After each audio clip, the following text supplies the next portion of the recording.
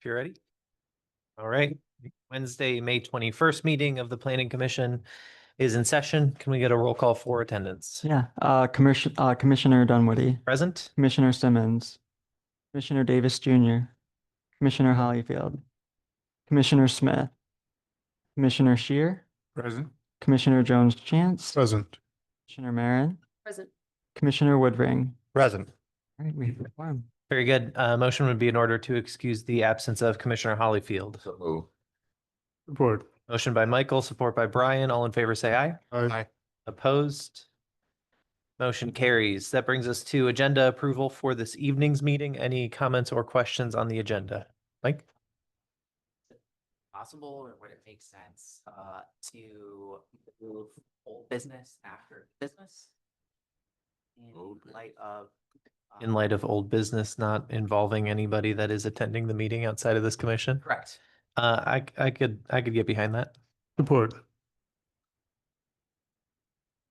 We have a Sorry. motion. Oh, I thought you were making the motion. Sorry.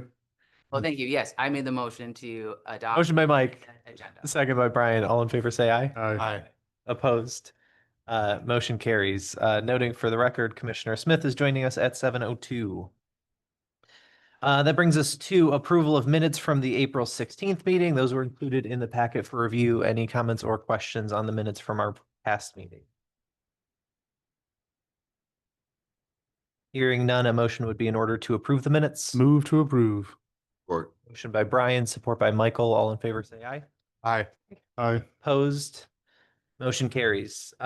Next up on the agenda is public comment. This is the opportunity to speak to the commission on any items for which there will not be a public hearing this evening. Josh, confirm that for me, if you could, that both of the PUD amendments have public hearings, correct? They do. I Okay, apologize, I didn't add that on there. I'll make sure to do that. no worries. With that introduction out of the way, a motion would be in order to open the public comment. So move. Support. Motion by Michael, support by Brian. All in favor, say aye. Aye. Opposed? Motion carries. We'll start in the room if anybody wants to just come up to the microphone on the side here.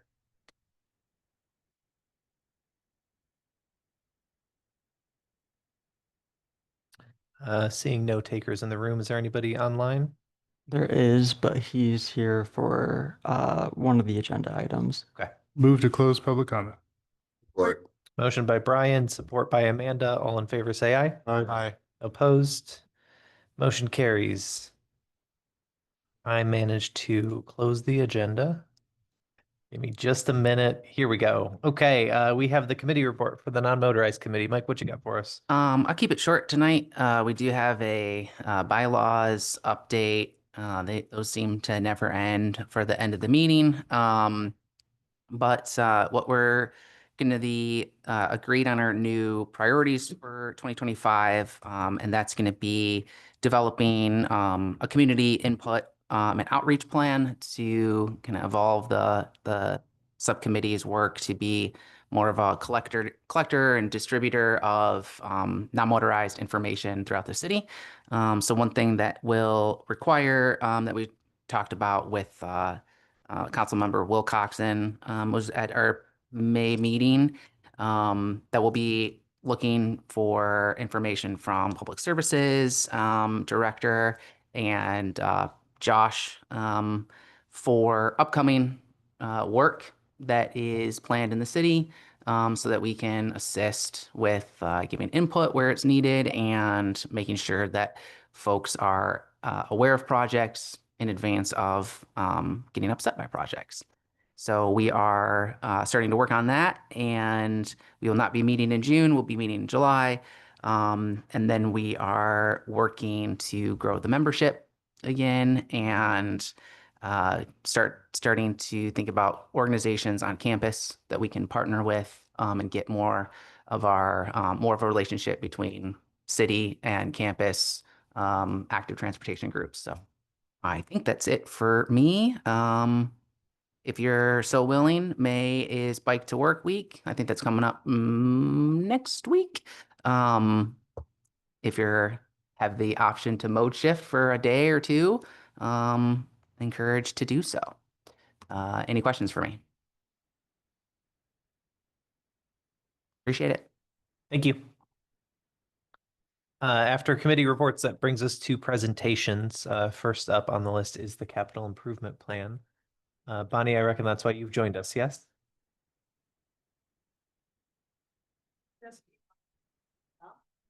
It's a very short presentation, I'm just, comprised predominantly of do you want, Excel sheets. I'm just saving your presentation in the Bonnie Kitchen. And then I will. Excellent.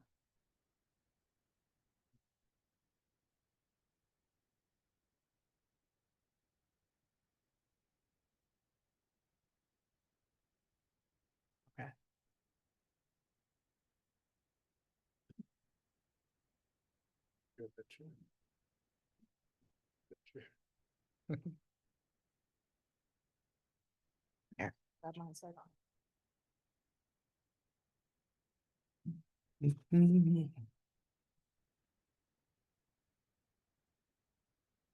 So here's the capital improvements plan for the Planning Commission review. Move on to the next.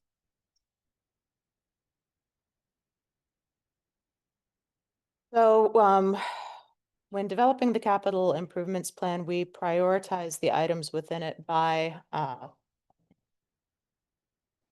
yeah, it's pretty small. Uh, Fortunately, I'm not reading directly from the slides though, so. I don't know if I can. But you are using them as bullet points, right? The main bullet points, yep. So the broad categories are things that are mandatory, things that help us avoid risk, things that help us avoid excess cost, things that are strategic that help us reach our overall goals, and then things that add value. So mandatory are things that are legally binding or contractual requirements, things like that.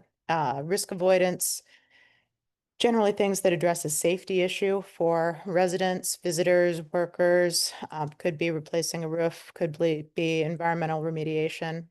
Cost avoidance is something like energy efficiency project. It might have a high capital cost, but then it'll save us money over time. Strategic projects address long-term community needs and goals. So they could be reaching master plan goals, they could be reaching non-motorized master plan goals or parks plan, or parks and arts plan goals. But they help us reach something that we're trying to do. So that would be like some sidewalks along Washtenaw Avenue. And then finally, there's added value. These are sort of the nice to haves. They are projects that would improve the city, but they don't necessarily mesh within any of the other categories. I'm going to be throwing a lot of numbers to you. So general fund is generally funded from property taxes. The other funds that I'll mention tonight have dedicated income streams, and then also potentially grants. So you can ignore most of these numbers. I will mention them, but you do not have to remember them. So this is really, really teeny tiny. You have absolutely no hope of reading it because I cannot even read it on my screen. And I apologize. I couldn't figure out a way to make this better without having 17 different slides. So this is it would have worked. It would have taken a minute. But next time. So our capital improvement fund, Fund 414, is largely funded through transfers from our general fund, so those property taxes and grants. The major projects coming up in this year, which is the year indicated by the giant arrow that you cannot read at all, are HVAC modernization. This is a project that's carried over from a previous year. So we have a lot of older and inefficient HVAC systems. These would help us prevent failures like heating systems during the winter, but then also make us more energy efficient. We're slowly updating those as we can. The big ticket one is City Hall elevator modernization.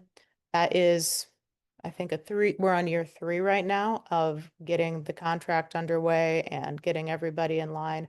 Knock on wood, it happens this summer. And that's $500,000, a little bit more than $500,000. The next big fun one is DPW yard rehabilitation. So we are down to 2 buildings right now. We just had some portions of our buildings, the roofs removed and demolished because they were unstable. We are working out of the rest of them, and in order to take any sort of next steps, we have to undergo programming and all sorts of fun stuff, which council will determine later on. But that's budgeted at $2 million right now. This recent demo and the salt barn stabilization, I believe, is going to cost about 600,000 when the bills come due. Park Ridge roof, this is a little bit more fun one. It's only $100,000. The city is responsible for the capital maintenance of the Park Ridge Community Center down on Harriet and Armstrong Street. And we're looking forward to being able to tick that off the list. Another HVAC project at the senior center that was scheduled to happen this year, but is pushed to next year because of their incident with the water leak. The fire department, they have miscellaneous building capital maintenance items that they tend to knock out year over year, and we budget about $20,000 for that. The YFD, the fire department and the police department kind of share a campus and a parking lot. That parking lot and the retaining wall behind it need some repair and replacement. It's pretty deteriorated due to the heavy fire trucks. We had some bids earlier on this year. We had one bid actually earlier on this year. We're going back out to bid, but overall that project between the police department and the fire department and some basement waterproofing we have to do at the police department, that's probably going to be about $575,000. The dam removal, grants are covering most of this number. It is a very large, very scary number, but it is 8.9 million. And then the north end of Frog Island, the improvements there, mainly around accessibility, providing accessible parking, accessible kayak launch, picnic tables, good things like that. That's budgeted at 400,000, and that's largely covered by grants as well. Now this is the list for the other funds. So 202 and 203 are roads fund. 495 is sidewalks and 514 is parking. So we have coming up a rehab of the Frog Island parking. We have a grant to cover that. In future years, so not this budget year, but in 26, 27 and onward, we're allocating about $75,000 per year for ongoing parking lot maintenance. That's all of the parking lots. So Freight House, North Huron, South Huron, Ballard, etc. And then again, in the more fun projects, we have Cornell split into two phases coming up in 27, 28. The Cross Street Bridge coming up in 27. Cross Street Bridge in 26. Prospect Bridge in 27, hopefully knock on wood. Harriet, first to Hawkins coming up this year. And then the next phase, Hawkins to Hamilton coming up next year. The LaForge and Factory bridges are shown here because they were a past year project, but those bridges look great now if you've had a chance to use them. And then coming up in 2029 tentatively, because that's outside of the tip, doing Huron Forest to LaForge. Now, most of our roads projects are timed to take advantage of work that Yucca is doing on the water system in those same areas. They have water mains they need to replace, lead service lines they need to replace, and we'd rather just tear the road up once. Also proposing some capital improvement, capital preventative maintenance for our roads and our stormwater. $300,000 is planned to be spent this year out of a mix of 202, 203, and 101. And then in coming years, allocating at least $150,000 to capital preventative maintenance of both the surface and then the stormwater thenceforth. And then in our sidewalks fund, we have sort of a $20,000 rolling item to address issues of sidewalks on city-owned property. So that is sort of the short and sweet. I also have a list of city-owned real property broken down into things that aren't parks and then things that are parks, and we can email this presentation to everybody here as well. That way you actually have a shot at reading some of it.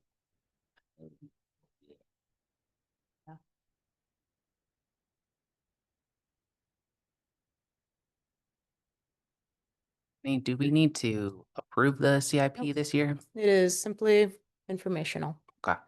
Where I didn't see in the city charter the exemption that the planning commission prepare a capital improvements plan. Does that exist somewhere else? Exemption, how do you mean? Well, because like, you know, in the Plan Enabling Act, it says the planning commission prepares, which was just recommending adoption. Is that, unless it's explicitly exempted, is that in some other document outside of the charter? This is simply what we've done for the last several years. So, no. Yeah. So we're not complying with the MPA on this? Well, city council approves the budget. The budget contains the count. I understand, yeah. I prepared a capital improvement plan, so I understand, yeah, but it, Perfect. right, so, but we do by the state have to be the ones to recommend one way or another to the city council unless there's an exemption. So I'm just wondering where that might live. We probably need to double check that, Josh, I Yeah. think after all the staffing changes that we've had. Might be Right, good yeah. To double. It might have just fallen through the cracks, understandably. Good point. Because I think, if I remember, it was like maybe 5 years ago, just gonna pick a number, 5 years, that you did this presentation and we actually made a motion to kind of accept it or approve it. I don't know exactly what the motion was. No, you did. And then the city manager at the time said, hey, you don't need to do that. Don't do it. Yeah, That was Darwin. So I think 3 city managers ago. okay, so probably more than 5. But who's, Might be a document out there. No, I recall it being more recent than, it's like within last 5 years probably. Yeah, we've done it I consistently. haven't been on since this then. board that long, no more than 5 years, so I know it was within that time frame. okay. Michael, you were on this board when I was city planner. So that was prior to 2019. long has that been? Yeah. It's, All right, say it's- hate to tell you this, Uh, more like 7 years now. But no, I remember it was Okay. Darwin. So that was 18, maybe 2017, 2018. I'm piggybacking off what Mike is saying, because I do remember us, making a motion and voting on to approve the capital improvement plan. Yeah. And it's a very simple resolution. We prepare one at the table. Wow, move to approve. Yeah, oh, yeah, yeah. That Um, would be up to the here. It's a motion on the table. Wants to do. There is a motion on the table. wait, can we ask questions about specific items? Oh, absolutely. Okay, sweet. Wait, there's a motion on the table Yeah. What? to approve the capital improvements plan. No, then it needs to be taken off. Well, how are you gonna do that? No. Like- And you can have discussion on the motion. Once the motion, you can have discussion. Is there a second? You prematurely put a motion out there because of the. I mean, he put the motion out there when he was ready Is to. anyone seconding? There is no second. Your question. Okay, great. Thank you all. The rehab of the Frog Island parking lot, is that like just paving? Basically. yeah. Okay, cool. You said Cross Street Bridge in 2026? Yes. Okay.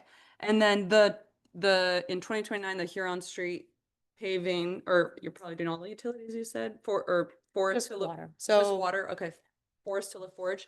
Mhm. Is there like coordination or consideration for doing like, I'm thinking of you, like a bike lane? we've been, as Mike no doubt is well aware, we've been in talks with the border to border crew Oh, great. for several years at this point. Yep. And so when we redid the Huron River Drive Yeah. from LaForge over to Cornell, we actually extended that shared use path a little bit further with the intent of connecting to a future shared use path on the south side of the Huron section. So maybe there'll be a cool crossing.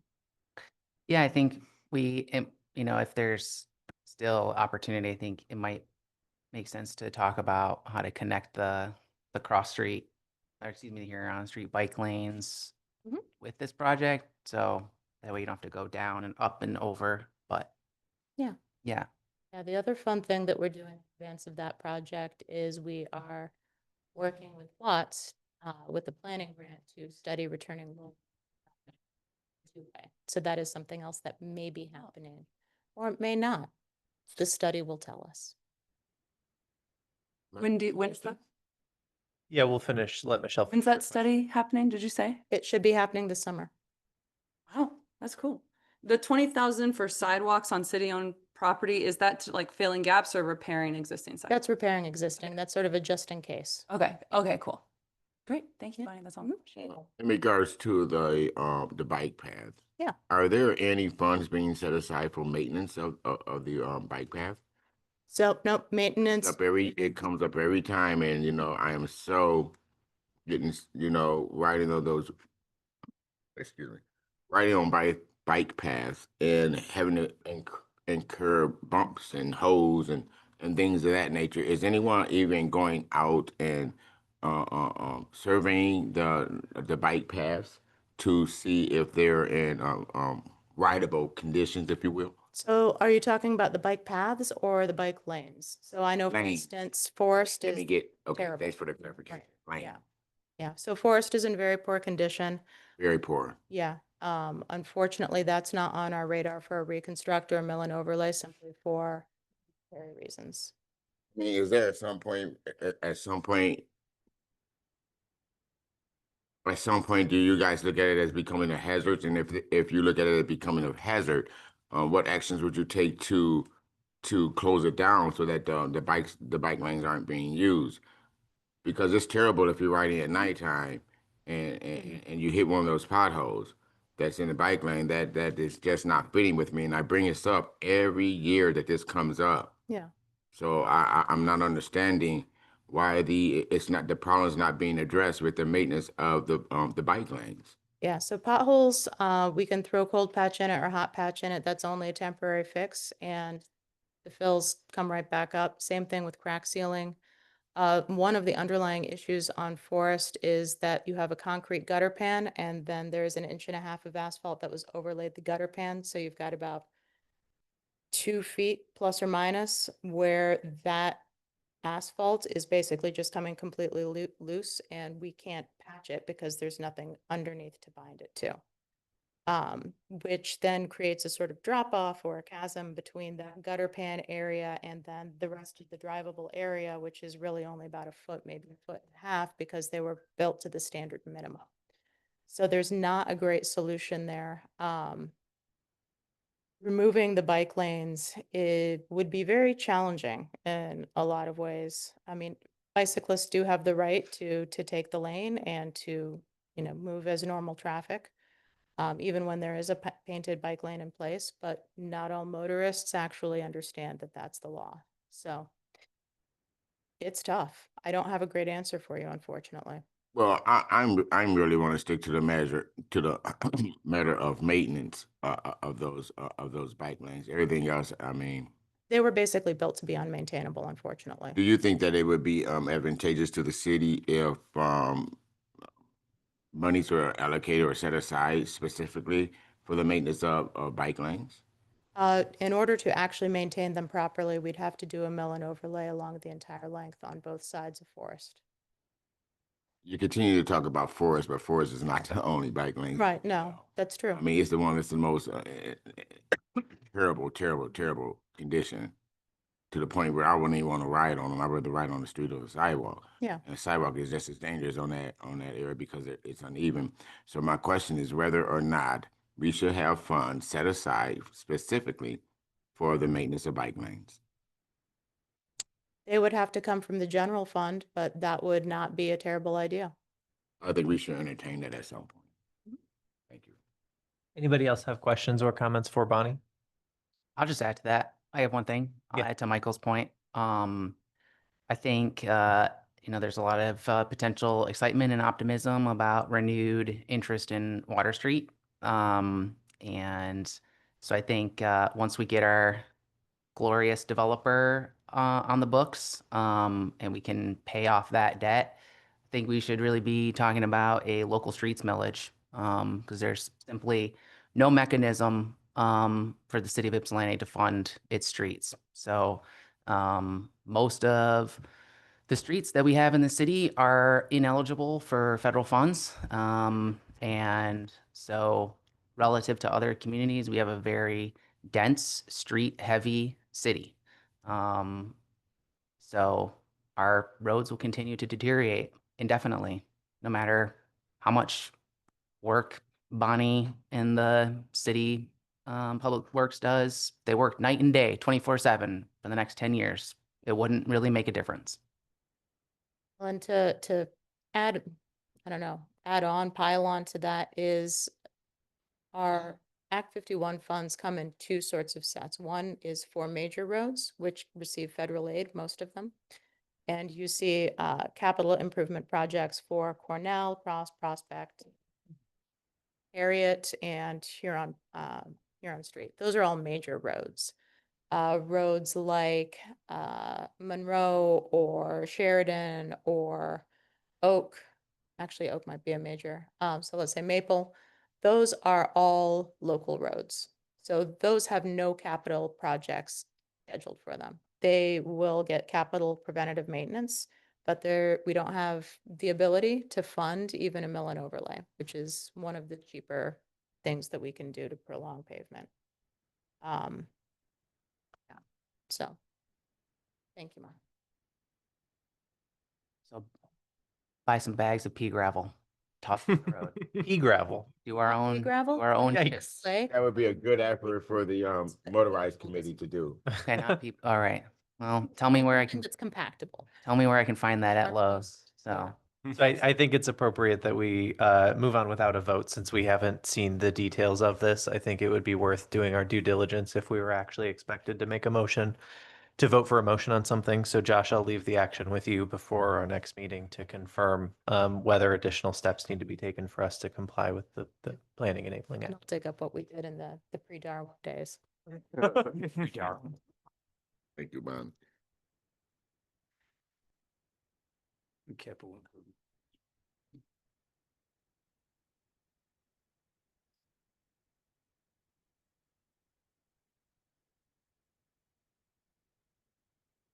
If you're ready, the next presentation on the agenda is for the Ypsilanti Transit Center.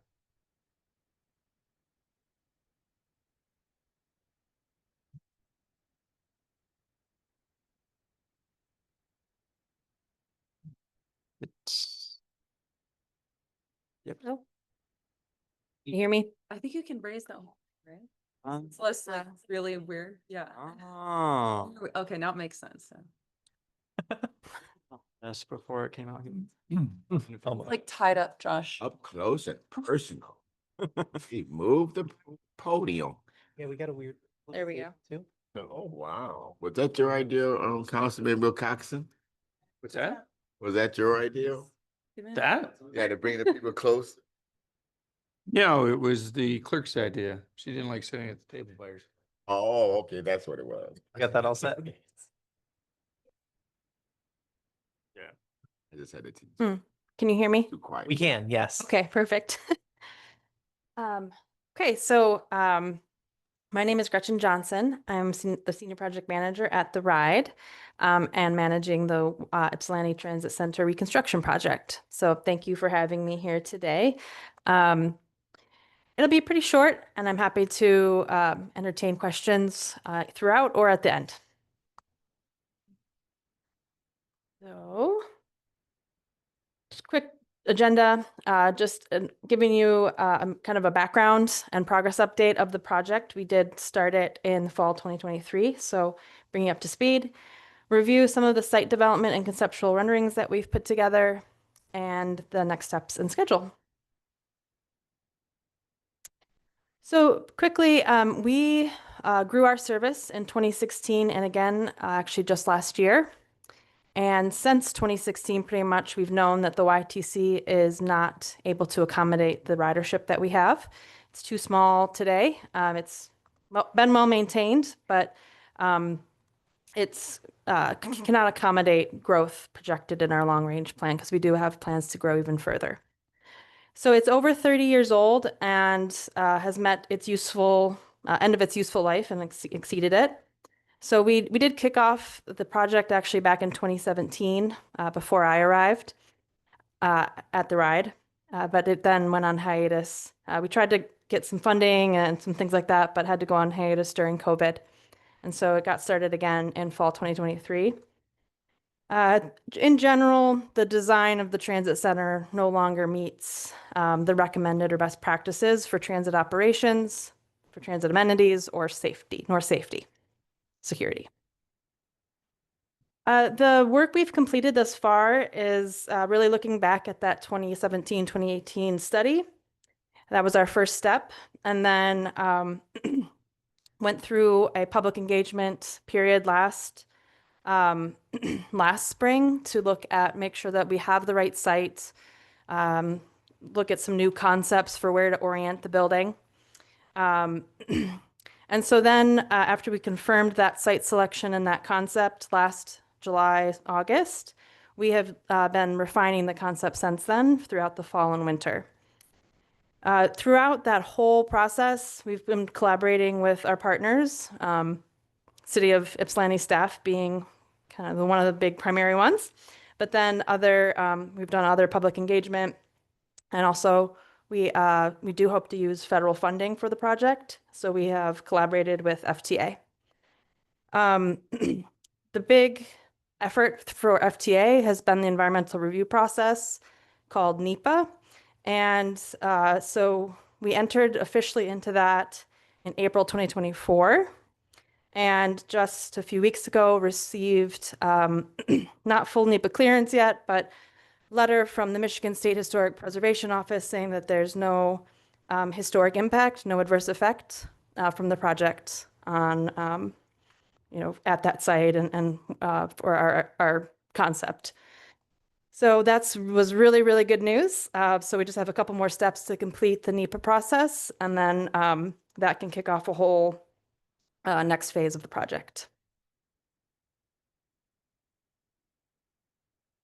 So to take you through some of the site development and other preliminary renderings of the project, we have the Ypsilanti Transit Center currently at the corner of Pearl and Adams. Our idea is to move it a little bit further east along the block, still oriented along Pearl, but more oriented towards the Pearl and Washington corner, with a plaza, and then having the buses surrounding it. So the transit center is over 3 times larger than the existing one, or will be. And it also has nearly double the number of bus bays. We're at capacity in terms of our bays. We can't add more service. So this will be a huge improvement for us. It'll also accommodate longer buses. So we're hoping to add high capacity transit along the Washtenaw corridor. You can see the long bus there at the corner of Adams and Pearl. That's called an articulated. It's 60-foot bus. Right now, most of the buses are 40, some are 35. So anyways, be able to accommodate that BRT, or the bus rapid transit, high capacity transit service along Washtenaw that we hope to build someday. Just a couple big kind of other things to point out. We will not be taking down and demolishing any building except for the existing YTC. The existing commercial on Washington will stay with a mural that's there now. And then the residential building, which has a historic marker on it, that's just north of the YTC today, that will also stay. In the kind of north part of the lot there, we don't anticipate needing all the parcels, so that northwest corner will remain city parking. The northeast, some different ideas for it, but right now just kind of thinking staff parking, as well as a drop-off zone for ride hailing or services that aren't necessarily ours. So to go to the next one. Sorry, real quick while you're on this one, I'm Sure. curious, you mentioned the longer bus for the rapid transit. There are a couple vehicles shown on the Washington Street side. It doesn't look like that's a full bus bay. What's the plan for kind of the street side facilities on Washington? Yeah, so it's all a little bit in flux. But right now what we're showing there is we really want to make sure that we have accommodations for our non-fixed route services. So things like A-Ride, our paratransit, and FlexRide. That was an initial idea of where to put those. It could change. And then further up in front of that existing commercial, right now, still maintaining the parking that's there, the on-street parking. There has been some suggestions that maybe if regional bus service were ever to begin in Southeast Michigan, that could be a potential place for it. But as of right now, it's all still in flux. And we might actually, there has been a thought too of moving that articulated bus on that corner, the Pearl and Washington, to make that more of the premium, BRT service stop. So all really in flux still. It'll just be Route 4 that has the articulated bus or some of the, okay. Yeah, the plan right now would be just Route 4 along Washtenaw. It's our heaviest, by far heaviest corridor. I need those 2 spots to stay for the hardware store visits on Sunday at 3:30. So those are really important to me. Oh, Oh, the dark. Noted. Open on Sunday, so you can always park across the street there. thank You you. need to. Retracted. So, any other questions? So quick, I know I already kind of, talked about a lot of this, but just comparing the existing YTC to the new proposed building, the 2,000 square foot existing versus 6,700 square foot for the new one. So quite a bit, a lot larger, hoping to really activate and bring people to this corner. And then just the comparison or overlay of what it looks like on top of the parking lot that's there today. So to quickly take you through the floor plan, this one's probably the furthest along. We don't anticipate many changes to this or none at all. So the pinkish orange space is for staff. I know it's not visible, but the back of house at the existing YTC is extremely tiny. There's basically no space back there except for a small couch and table and some vending machines for our drivers and staff. So making that much larger, adding some offices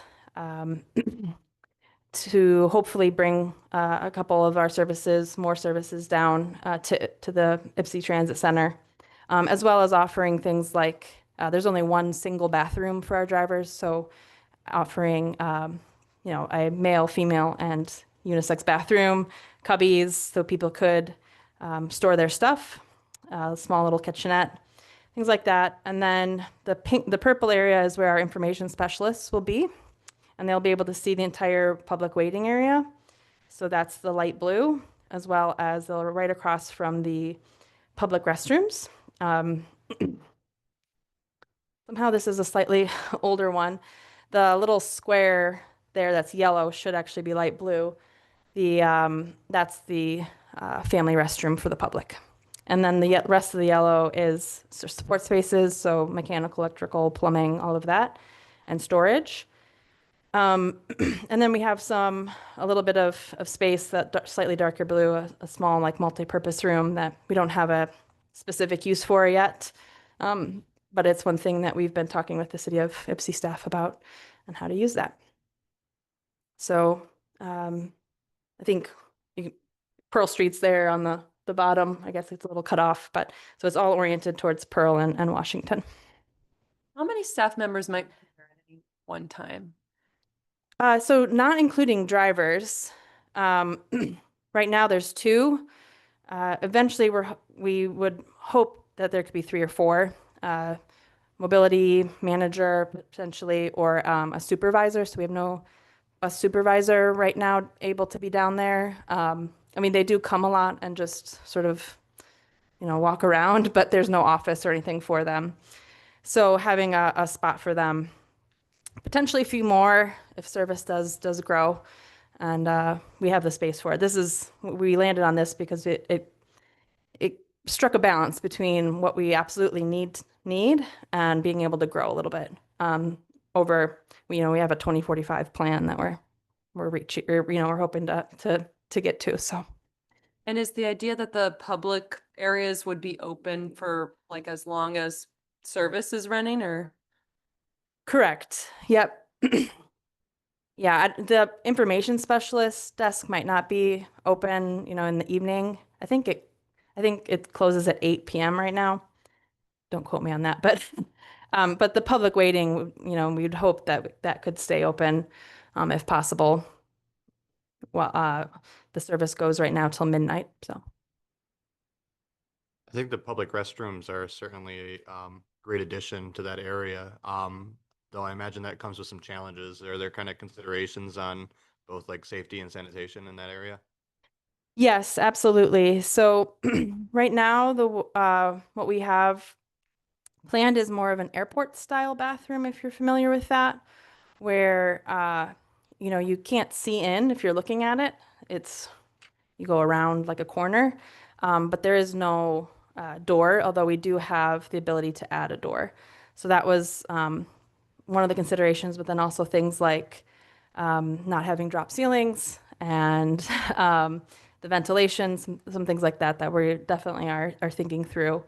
A really tough thing today is our information specialists have to give people permission to enter into one of the two public stalls. So this obviously is much better in that it lets people enter, but gives us some flexibility. If something is happening, we have some control over it then as well to lock the doors if needed or something like that. So I have a question. Sure. You're going to strip the site in a year? So the planned opening right now is roughly 2028. So we wouldn't be demolishing until possibly late next year, but like most likely 2027. Where will the busing activity move to while you're doing construction? Yeah, has been a really, a lot of people have been interested in that in this public engagement period. So we don't have a specific plan in place yet.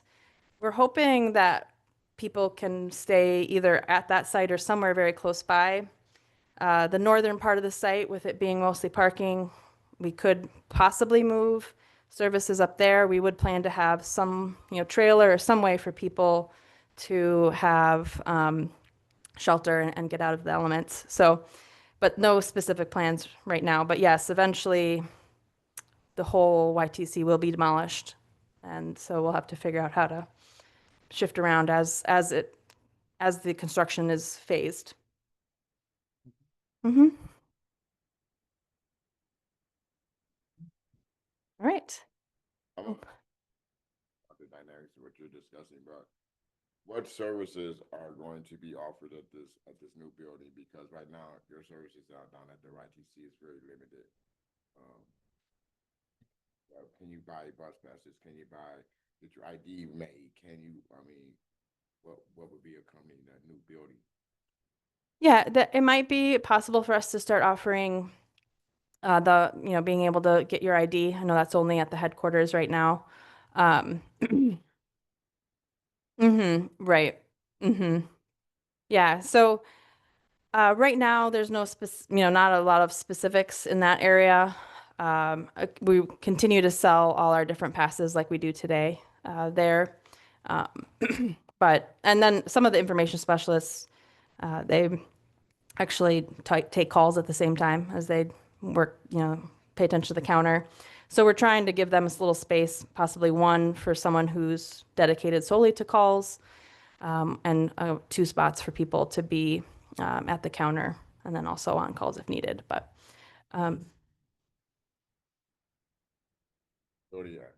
Whether it's beautiful as it is, if the services are not being provided that residents need, then I really don't. are there certain services that you're beyond transit service or? Well, I think part of this too is that the presentation here is to share with us the plans for the new center. And I think some of the services discussion might be a bit outside of what we're looking at here for. No, but it doesn't stop us from putting any suggestions. No, it doesn't. I'm just trying to make sure we stay focused on the plan presented. A lot of those services were addressed in their millage plan when they were planning for this. Well, I guess like what service? I don't remember. Yeah. Like what? Well, What are you thinking? Like your ID tags, your being able to purchase on site a bus pass, bus coins, things of that nature. Yeah. So See how. sorry. In fall 2023, we added that ability to purchase the passes at the YTC. We have information specialists there every weekday. So a lot of those are added. I know the ID, especially if you're a new customer, you do have to go to DGOC to get that. We haven't really gotten into that detail yet, but certainly something we can look at. Or catch the bus. Right. Thank you. Thank you for being riders. Mhm. If there's other services, I'm happy to, take that feedback. It's just early stages, so happy to try to add anything in if it's possible. Yeah. So then just to go over some of the 3D renderings. So this is looking from essentially from Bellflower, right across the street on Pearl. So what we were hoping to do with this is really make it a very clear front door. There's, of course, buses on both sides. So we want people to be able to see, not from every angle, but be able to see through the building, that waiting area from both Pearl and that diagonal aisle through the parking lot. So that's what you see there on the right side of the image is that front door of the Ypsi Transit Center. And then going towards the left, we tried to kind of give the drivers their own area. So that's what you see with that second roof. And that door over there is for the drivers, and they can also head right between the Pearl Street and the bus drive aisle to reach their buses, but also quick access to the bathroom and quick access to the cubbies, because that's a very big challenge for drivers. If they only have a 3-minute layover, they need very quick access to a bathroom and other things that they may need. So trying to really be thoughtful of how they reach their services and do what they need to do. So that was the idea behind the two roof lines. And then looking at the corner from Pearl and Washington, looking sort of diagonal. Again, you can kind of see through that public waiting area, and then that's where the sign is for Ypsilanti Transit Center. That's the storage, bathrooms, and that small multipurpose room.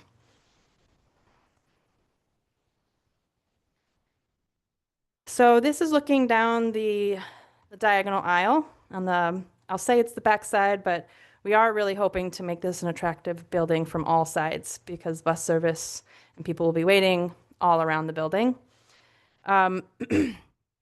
We will likely, so the two doors there on the brick, those are for maintenance. So we are trying to be thoughtful of not creating an alleyway through there. We might end up blocking that off and really trying to direct people to the public waiting area door. So just wanted to make that, it's, the renderings are early and still rough. And then this is from looking straight from that diagonal aisle on the back of the building.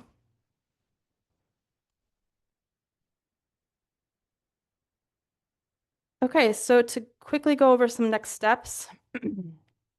So the public engagement period ends Friday, although I also will be presenting at City Council in June. They had a really full agenda yesterday, so they postponed me. That's fine. So, and then we'll try to move quickly into the next phases of design. We are pursuing some different competitive grant funding opportunities. We did receive $7 million from Debbie Dingle back in 2023, so that gave us a really, really good head start. Continue to collaborate with our project partners. As I said earlier, FTA, we're getting very close to finishing that process, which is very exciting. And putting together a project delivery and implementation strategy. So I know I mentioned this earlier, but hoping that we can open it sometime in early 2028, working through 2026 and 2027 to finalize the design and engineering and begin construction. So all the stuff in orange there is very much ideal or up in the air, but that's where we're trying to head towards.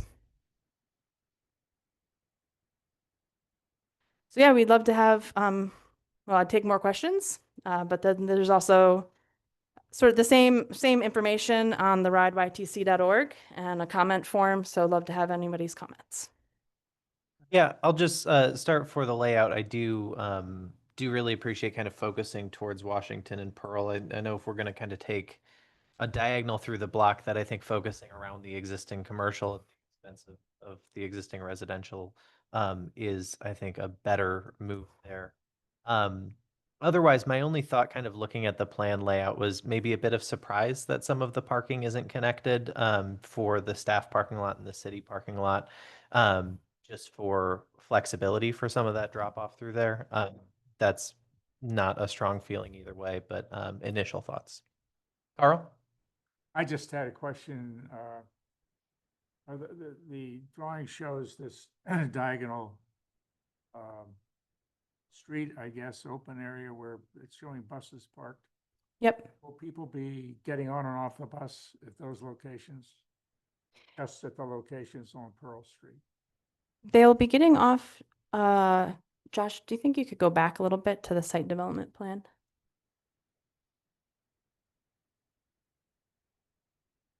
Yeah, thank you. So the diagonal aisle through the middle there, the ones that are that sawtooth look, sort of up, jaggedy look, people will be getting off buses there because that's where the doors will be right on the platform.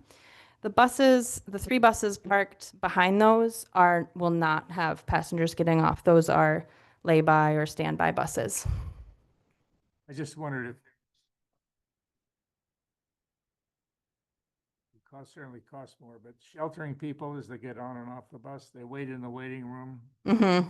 weather, and they move out to get on the buses, of sheltering them as they move to the bus. Mm-hmm. It's something that we've definitely thought about. Of course, the canopy right now is part of the architecture of the building, and it would be hard to cantilever it even further. But we have thought about that. I mean, it's very rough drawn in, but those little lines at the front of the door of each bus is sort of trying to reserve some space for thinking through if we can add a shelter or something like that for people. It is expensive, but definitely noted that would be very nice. I would love that as well as a bus rider. Go ahead. To that point, am I reading this right? The existing YTC is 2,000 square feet, and that is a total? Or is that just the canopy? That's total without the canopy. Okay. So the new public waiting area would be almost the exact same size as the existing structure. It's Correct. 1,800 feet right now. Correct. Okay. Mm-hmm. Yep. Oh, I mean, yeah. Having coverings more would be better, but there's going to be a lot more interior, and that's Yeah. dedicated public waiting space. Correct. Mm-hmm. Yep. So functionally, there won't be, like right now, if the bays are full, then some buses will wait like on Washington. So Mm-hmm. in theory, that wouldn't be the case anymore, right? Because of these 3 spaces on the north side of that bus drive aisle, right? Correct. Mm-hmm. Yep. Yep. Apologies to go back to the bathrooms again, but access to public restrooms is certainly an issue in the city. And so I'm very glad to see that these are added here. I think that's going to help a lot. I guess, in addition to the other aspects that you mentioned, is it being considered the fact that there's going to be a larger janitorial burden here? Probably going to, it's certainly probably going to be a little bit messier than the current situation, right? So Mm-hmm. what is the plans to make sure that that can stay up on? Because I would hate to be in a situation where these new restrooms are added and then they get closed because it's just too much to manage. No, that's an excellent point, and that was something that we considered in our long range plan. So I haven't looked, specifically at that. Once it's built, I'll hand it off to the maintenance team. But it has been part of our long range plan to expand our maintenance and facilities abilities since the center will be much larger. We hope to be able to keep them open. Awesome. Mm-hmm. Any other comments or questions? Very good. Appreciate the input. Thank you very much. I'm going to put this now. No, it's fine. Okay, we're gonna skip over old business for the moment. That will bring us into new business, and our first item under new business is the special use and site plan amendment at 915 West Michigan. Josh, I'll turn it over to you for staff presentation. Yes. So, just sorry, I'm just like putting two screens on there so I can look at my notes, but also manage Zoom. Okay.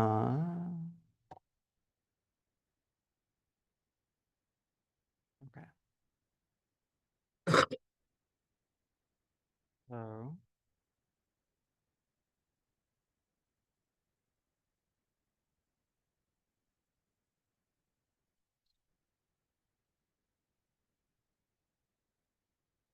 this might work. We'll see. That's not great. Okay. All right, so skipping over the dark sky compliance ordinance, 915 West Michigan, it is presently herbology. The one of the applicants is presently online for Zoom, so they would be able to answer questions. But ultimately, when it comes to, oh my gosh, sorry, there we go. When it comes to 915, you know, they are applying, they're requesting to remove the green roof that they have because they're finding that there are challenges with maintaining the roof and also keeping the vegetation alive. They got approval back on November 17th, 2021, for a site plan special use permit for a marijuana retailer.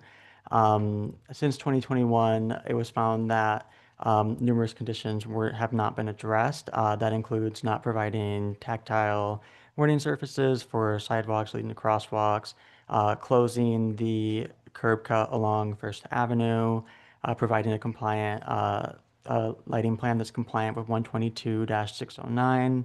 And also, one thing I did want to point out is that I didn't have record that there was a fee in lieu paid for the street trees, you know, along along Michigan Avenue. But the applicant told me today that they did actually pay the fee in lieu, so I requested documentation of that to confirm that that has been paid. So that condition may have actually been addressed. I'm just waiting on that confirmation prior to making the definitive or having a definitive answer on that. And then the planter boxes were never granted a license to encroach into the right of way by city council. And then the planter boxes presently don't comply with 122-684 and 122-675. A full site plan was not submitted. However, you know, all conditions are proposed to remain the same except for the removal of the green roof. You know, as a special use condition of approval, I believe that the applicant should remove the pavement adjacent to First Avenue and plant additional trees. The planting of those additional trees will assist in reducing the urban heat island effect and also enhance tree equity in the south side of the city.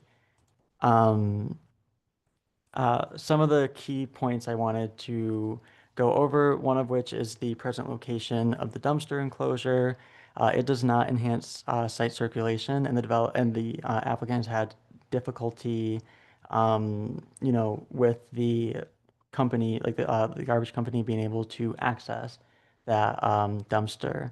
And so as a result, staff believe that it would make more sense to locate the dumpster enclosure in the blank space that is adjacent to the bike spaces to enhance site circulation. In the event that the Planning Commission decides to, you know, condition that relocation, the parking spaces in the front may need to be removed, and the Planning Commission would need to grant a waiver for those two spaces. Sorry, just to make sure I'm clear on that point. So the dumpster enclosure that you've included the picture of in the report, Yes. you said that one is not like there is a picture of a dumpster enclosure and a separate picture of a dumpster. So the enclosure isn't getting used because of access challenges. It has, there was a violation letter that was sent and it has been moved into the dumpster enclosure since then. Okay. But, you know, it just doesn't make sense for, site circulation, and ease of access to have the dumpster enclosure located, where it presently is. And also, in 122-608, the Planning Commission can grant a waiver, regarding the location of the dumpster enclosure, but ultimately it is encouraged that it be in the side or the rear yard. So the relocation would ensure compliance with the nature of that ordinance. The other thing I wanted to go over was the planters that are placed to screen the parking lot, which are presently not compliant with 122-684. The applicant, they would need to get approval from the city council to encroach. I have the site plan up. I don't know how easy it is to see, but ultimately in the images that I provided, you can see the plant where the planter boxes are. The ones along Michigan Avenue and part of First Avenue, those are within the right of way. You know, there are challenges with within the right of way in that area just because there are utility constraints. You know, and that is why planter boxes were proposed. However, the city council might not, I don't know why they wouldn't approve the encroachment, but they might not.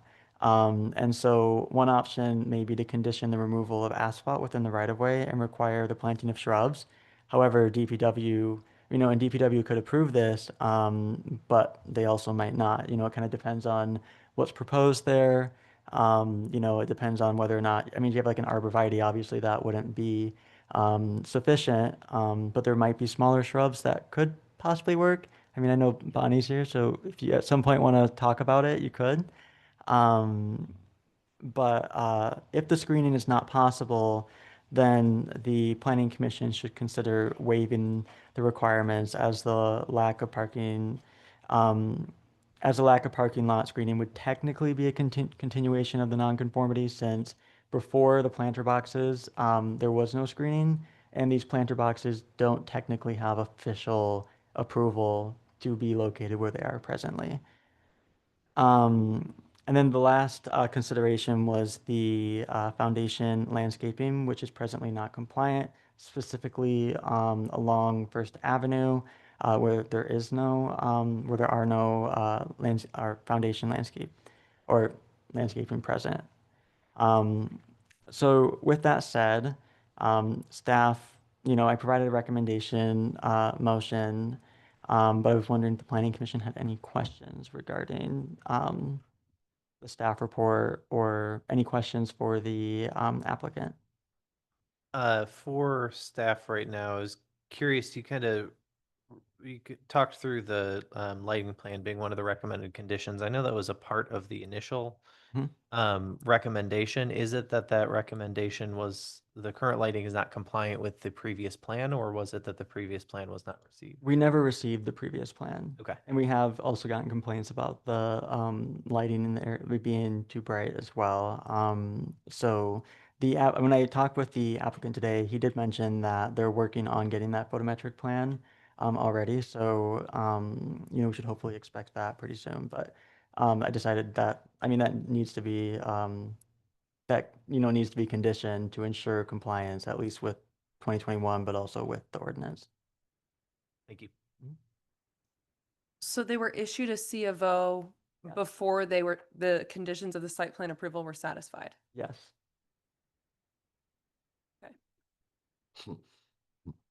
Can I ask the applicant a question? Yeah. Well, if there's other questions for staff, and Okay, oh, invite the applicant for questions. Other commissioners? I have another question about the previous site plan approval.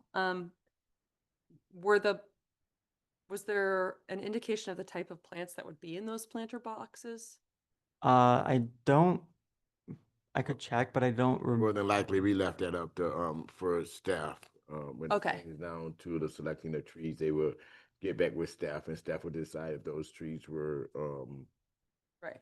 And then that didn't happen down the road, right? Okay, and then another question about the previous site plan, was the dumpster enclosure approved at the location that it's? Yes. So I'm guessing there wasn't like a circulation map provided to show how garbage truck access would work. I can look at the. I know this was before you were, Yeah. maybe somebody here remembers. Probably not. And you. Why would you? Yeah. Okay, that's it.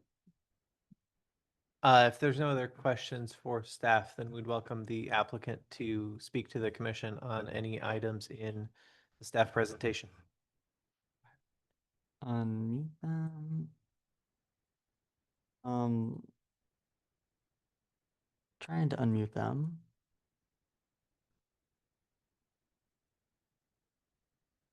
It's only giving me an option to report, which is not what I want to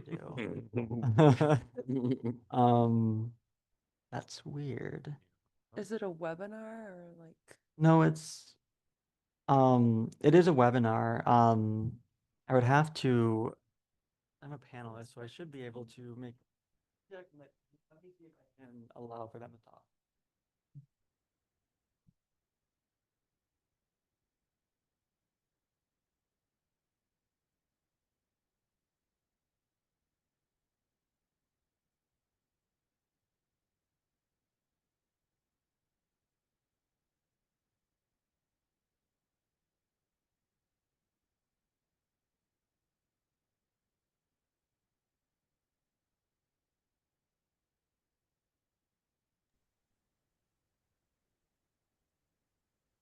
Nick, can you hear us? I can hear you. Can you hear me? Yes. Great. All right. Go ahead and ask your question. I don't remember.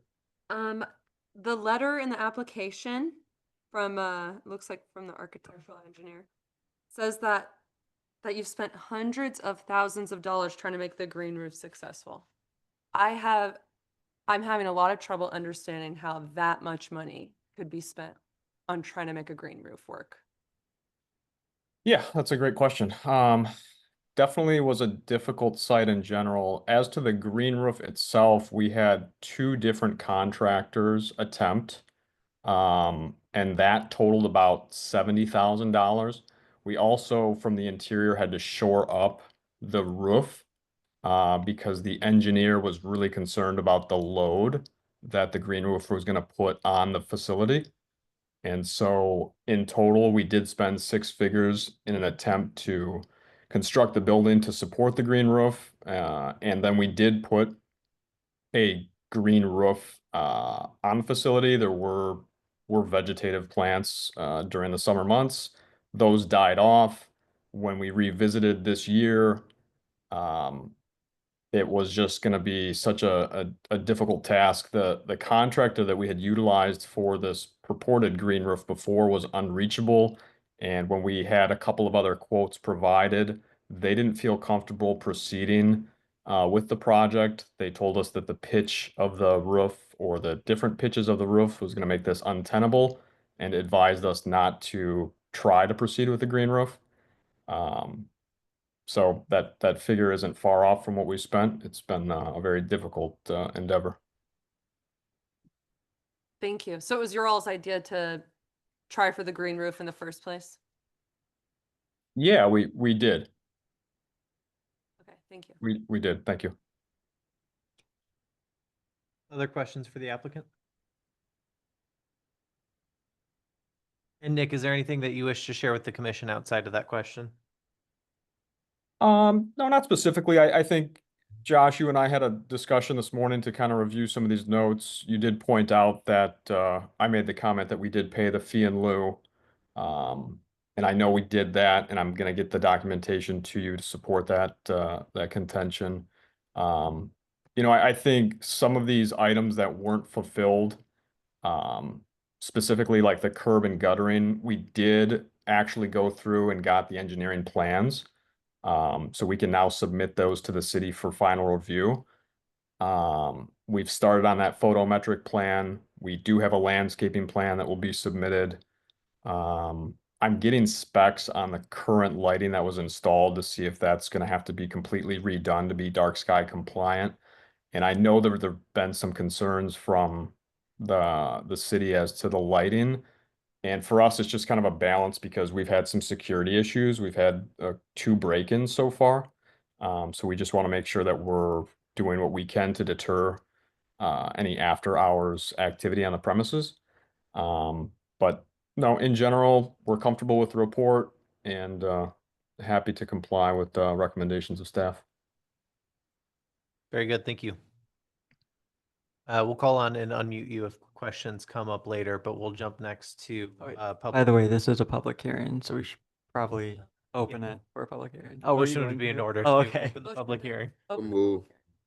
We have a motion by Michelle, I think a second by Greg. All in favor, say aye. Opposed? Motion carries. Anybody in the room that would care to comment, or on the call that would care to comment, now would be your opportunity to do so.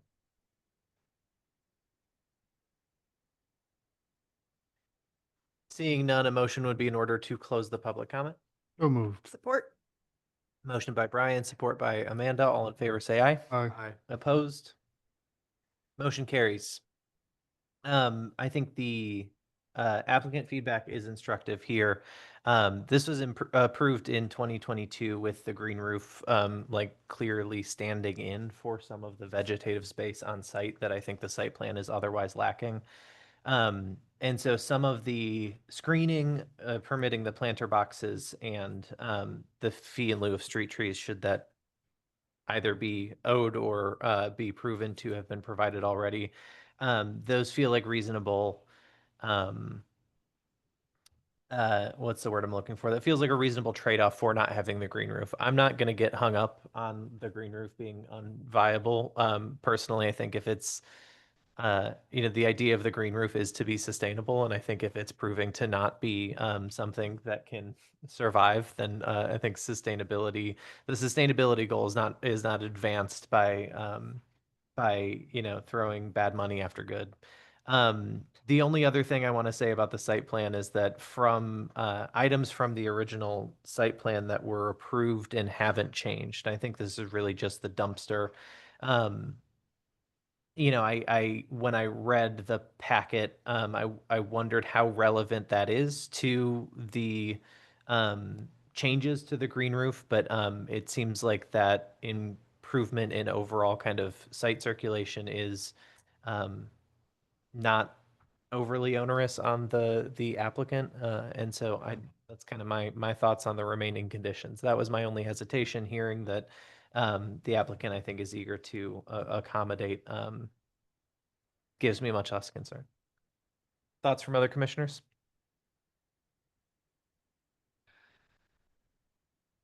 So the idea is that the applicant would be adding additional trees and some green space in the area that's currently asphalt. Yes. Yeah. Or there are the pavers that are like right along First Street.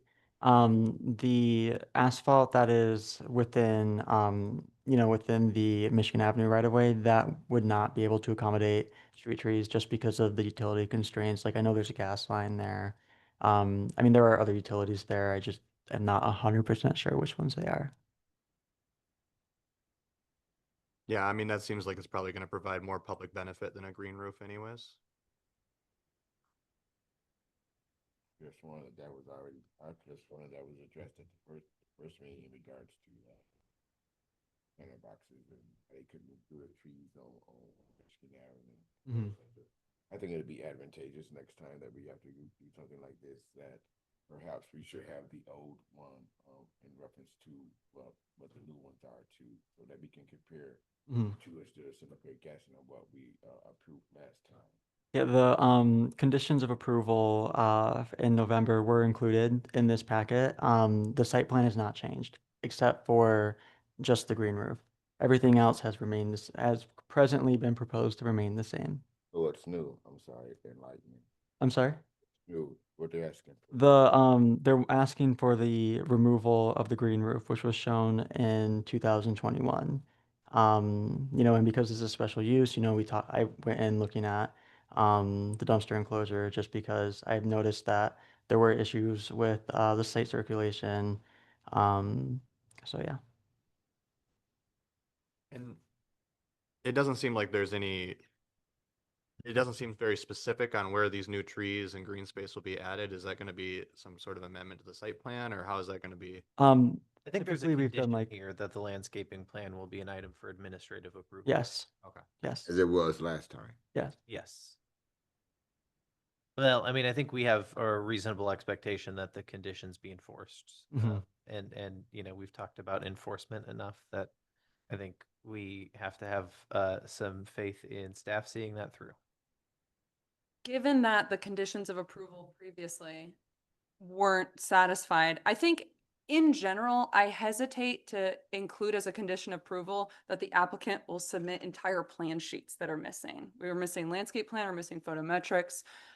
Conditions to me should be the changes that we discuss in order to be more compliant of existing plan sets. I would not be at all comfortable issuing any type of approval with conditions as they are now. And just to clarify my understanding, they had the green roof on the plan to offer green space. Now they're saying we want to remove it, but we're not adding any additional landscaping, but we will later, and you'll review it. Josh will review it. It won't come before us. To me, that sounds like I mean, yeah, I agree. The green roof was definitely, don't try to make it work. It sounds like it's not a good idea, but I think I would feel personally irresponsible issuing an approval without seeing what landscaping they're offering in lieu of that green roof. Agree. I would agree with that as well. I think we have a history of relying on staff reviews for some items, right? Lighting plans are one of those items that I think consistently isn't a part of the site plan initially, right? That comes with later details. This site, I think, is an exception because we see instances with encroachments for the planter boxes. We see instances of, you know, conditions for screening. We see instances of lighting plans being provided that weren't provided. My inclination here is to not hold loose enforcement of those conditions against the applicant necessarily, because I don't think enforcement is the applicant's responsibility as much as it's the city's responsibility. Brian? I'd also add that this is one DPS director ago, I think 2 planners ago, and maybe 3 building department managers ago. So there was a lot of just internal stuff going on at the city that doesn't exist right now. Shouldn't be excused at the same time either. Yeah, well, enforcement isn't on the applicant, compliance is, Yeah. right? Right. That's the issue. Fair. And you need lighting details in a sketch plan. So we certainly even need it for site plan approval. Any other thoughts? Yeah, general thoughts. Should we have a maybe a mechanism when we do have staff doing follow-up review where maybe we bring results back within a certain period of time, maybe 3 months, 6 months, so that we have some sort of an update on where things that we have left to staff are, and so we can get some kind of a status report. I mean, I would tell not so much with this, but I'm thinking of things like, you know, Asian Station and other things. If we had some kind of, I don't know, just some kind of way to check up on things that we've asked to have done. Maybe like a brief report in a new business or something, but that might ease some concerns, at least in this instance, if we're going to leave the compliance aspect to staff, that we would at least be able to see that it's done. Because it ultimately comes back to us. Mhm. Because we're the one that makes the decisions. So it ultimately comes back to us. So in that regards, I do agree with what you're saying, Commissioner Chancellor, that if we are going to put it on staff to bring us back or to follow through on things that the commission has commissioned you with, then I do believe that there should be some kind of mechanism where you report back to us on things that you have done that we left up to you. Yeah. I do agree with that. Yeah, because the timeline on a site plan is a year, right? Yeah, unless building permits are issued, in which case they have 2 years to not diligently do work. Okay.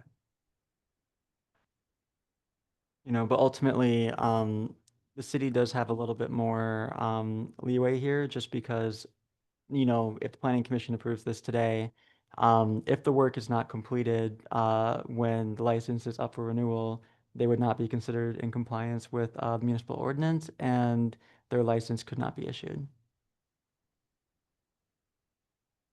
That's interesting.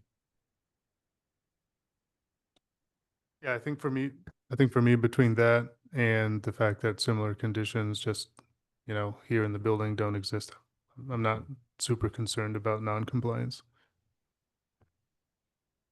I guess I just feel a little bit uncomfortable not with how loose the landscaping plan is here.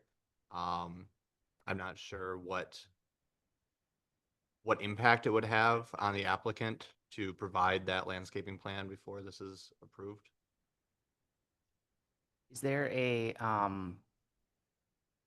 maybe I missed it in what you said, Josh, about the licensing. Is there a, timeline, requirement on this application? Like, what do you Like mean? if we, if we postponed, Mhm. there was a postpone motion that was approved today and this came back to us in 30 days with a completed landscaping plan. I don't believe there's right now a timestamp on the license. I mean, ultimately that would be once it's up for renewal. But yeah, I mean, if the planning commission decides to, because I also discussed this with the actually I don't know if I discussed it with this applicant, but ultimately, like, let's say the planning commission just outright denied this application, they're denying the amendment.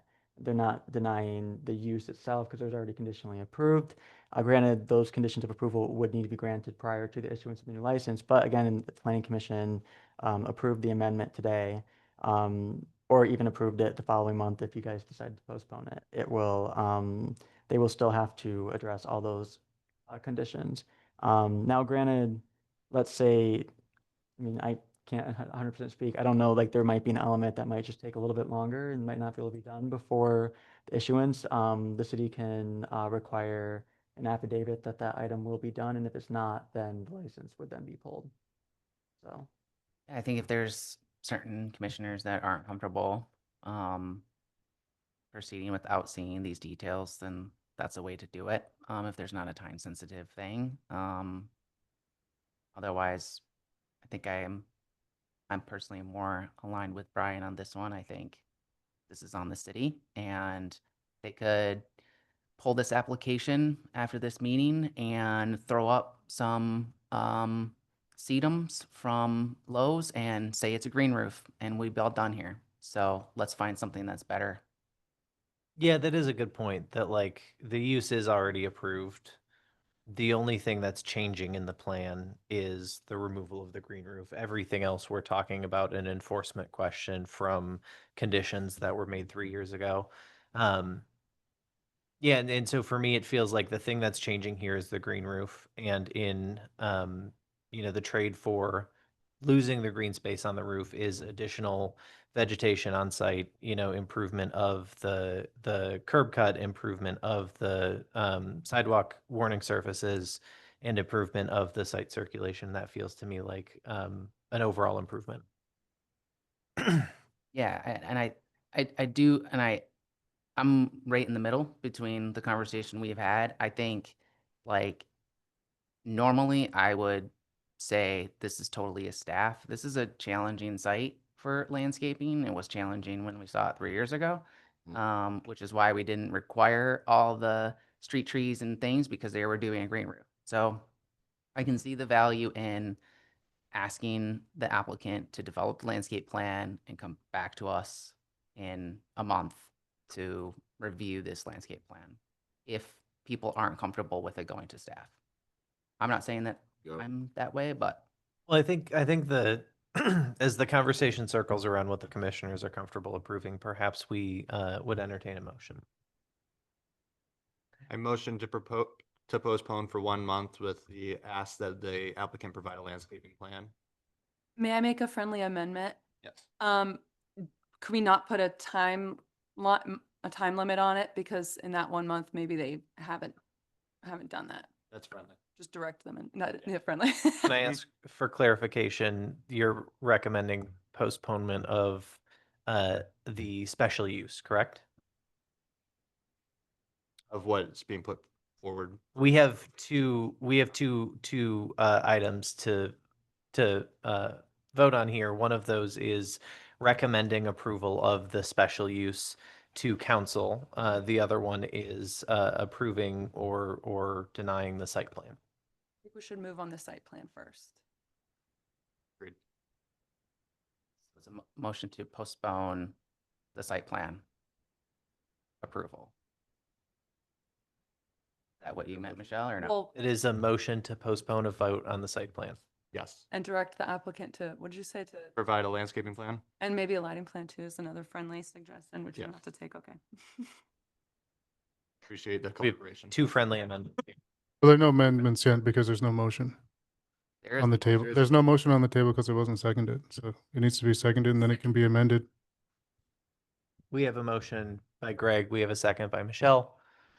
We have two friendly amendments to that motion. All right. And Greg has accepted both friendly amendments, correct? Correct. Okay, very good. Can we get a roll call vote, please? Oh, no discussion on the motion? Commissioner Dunwoody, Oppose. Commissioner Simmons, Support. Commissioner Davis Jr., Or Commissioner Smith, Commissioner Shear, Commissioner Jones Chance, No. Commissioner Marin, Commissioner Woodring. Support. All right. Postponement has passed for the site plan. Now, for the special use. For the special use. I'd like to make a motion to postpone action on the special use until such time as the applicant provides or until such time as the applicant receives site plan approval. Second. We have a motion by Michelle. We have a second by Carl. Can I ask just a clarification for the motion? There is a site plan that is approved right now. Mhm. And so the special use is approved, right? That continues to be true. Yes. Okay. Yeah, sorry, I had to say that out loud for it to make sense. So as long as the original site plan is still approved, then the special use is still approved. That does not change with this motion. Correct. Okay. Okay, Commissioner Dunwoody, support. Commissioner Simmons, Point of order, we really should get in the habit of having discussion on motions. Is there anything that you would like to discuss, Commissioner Chance Jones? Yeah, I'm just not really seeing in the site plan what are we gonna gain in a month here? we already approved I to think postpone the site Some plan. some folks are hoping that we get a landscaping plan. Okay, and then in the special use. In the special use, I don't think we're hoping to gain anything that we aren't gaining out of the site plan. The special use is just an amendment because the site plan's being amended. So it wouldn't make sense to approve an amended special use permit if it's not. That's what I'm saying. Yeah, we're not really achieving anything in a month because, okay, we got a landscaping plan that's, I'm assuming, going to be more than just the 2 deciduous trees. Is that what we're hoping, that we get more than the 2 deciduous trees in the special use? Yeah. I think we're hoping that we get a compliant application. Exactly. Yeah. Exactly. They shouldn't even really be on this meeting without submitting a complete site plan. There's requirements for There's submittal. someone else besides this commission accountable for things that should be taken care of. Mhm. I think that's the main point here. Absolutely. Sure. Commissioner Simmons, I'm sorry, can Or- you, I mean, what the motion is? is to postpone the special use, which, by the way, we didn't have a finding per se for the site plan. Would it just be that for the site plan? For the site plan, motion. We don't need findings for the site plan. Okay. Postponing support, the postponement. Davis Jr., or Commissioner Davis Jr., Support. Commissioner Smith, Commissioner Shear. Support, I'm sorry. Commissioner Jones Chance. No. Commissioner Marin, Support. Commissioner Woodring. Support. It has been postponed. Very good. Let's see. Is he still online? That is the. I double I think we ought to have some discussion about staff review of conditions. We'll perhaps address that after At another meeting? new business. After after new At another meeting? Well, I mean, it is I mean, no longer it's not relevant very to the long, but- discussion of 915 West Michigan. I Right. think that it should be a general discussion as it applies to all site plans. Um, I'd rather postpone it. We got enough of this. that Here's it brings right now. to the next item in the agenda under new business, which is the 611 West Cross Land Unit Development Amendment. Josh, again.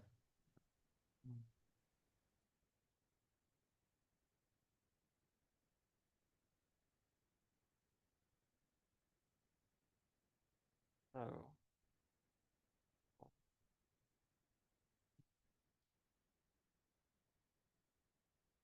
So, on May 18th, 2022, the Planning Commission, they held a public hearing and recommended approval of a plan unit development for a site redevelopment at 611 and 617 West Cross.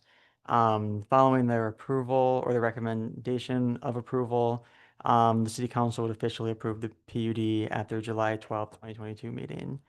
The development is set to be completed this year. However, the developer wishes to build a monument sign with uplighting at the southeast corner of West Cross and in College Place. Monument signs are not permitted in the center zoning district, and utilizing uplighting to illuminate a sign is not permitted. Hence, the application or the applicant's PUD amendment proposal. The request for two additional departures from the zoning, and the request for two additional departures from the zoning ordinance. Section 122-708, it outlines the guidelines for revision of approved PUD plans. Major amendments to the final approved plans require the PUD to be revised in accordance with the procedures laid out in 122-705, which essentially means that the PUD process must be entirely redone. Other than the proposed monument sign and uplighting, the remainder of the development is expected to remain the same. A couple of things to note: the PUD does span over 2 lots. Staff believes that the applicant should proceed with a lot combination to avoid any confusion with in-city and county records. Sorry, just a clarification on that point. That lot combination was not a part of the initial PUD. Correct. Correct. Correct, Thank you. yes. The departures are required to create higher quality development. However, staff does not believe that the addition of the monument sign and the proposed uplighting creates a higher quality development. Hence the staff recommendation for denial.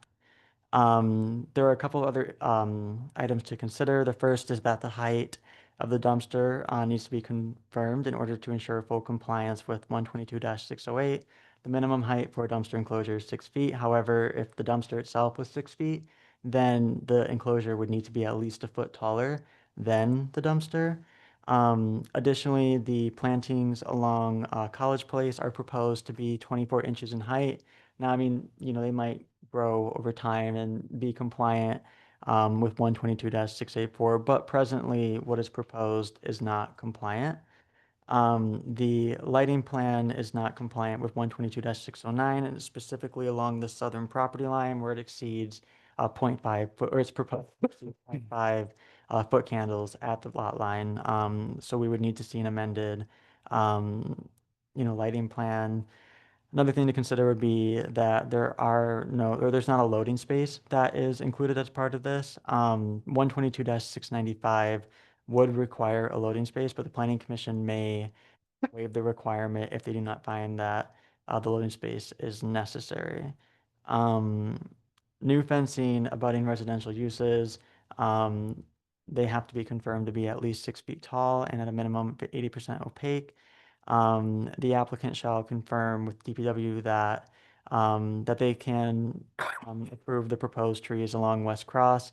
In the event that that is not possible, they should pay a fee in lieu for the required trees or receive a waiver from the Planning Commission to permit the relocation elsewhere on site. And then same thing for the proposed street trees along College Place. If they can either, you know, or they could provide a fee in lieu, or the Planning Commission could permit the relocation elsewhere. So going down to recommended, the recommendations. So as mentioned above, section 122-708 requires the PUD amendments to undergo a complete re-review. The applicant's requesting 2 additional departures, which staff do not recommend approval of.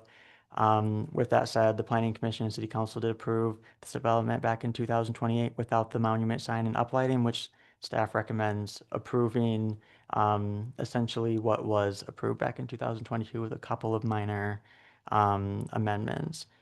So yeah, does Planning Commission have any questions? Questions for staff?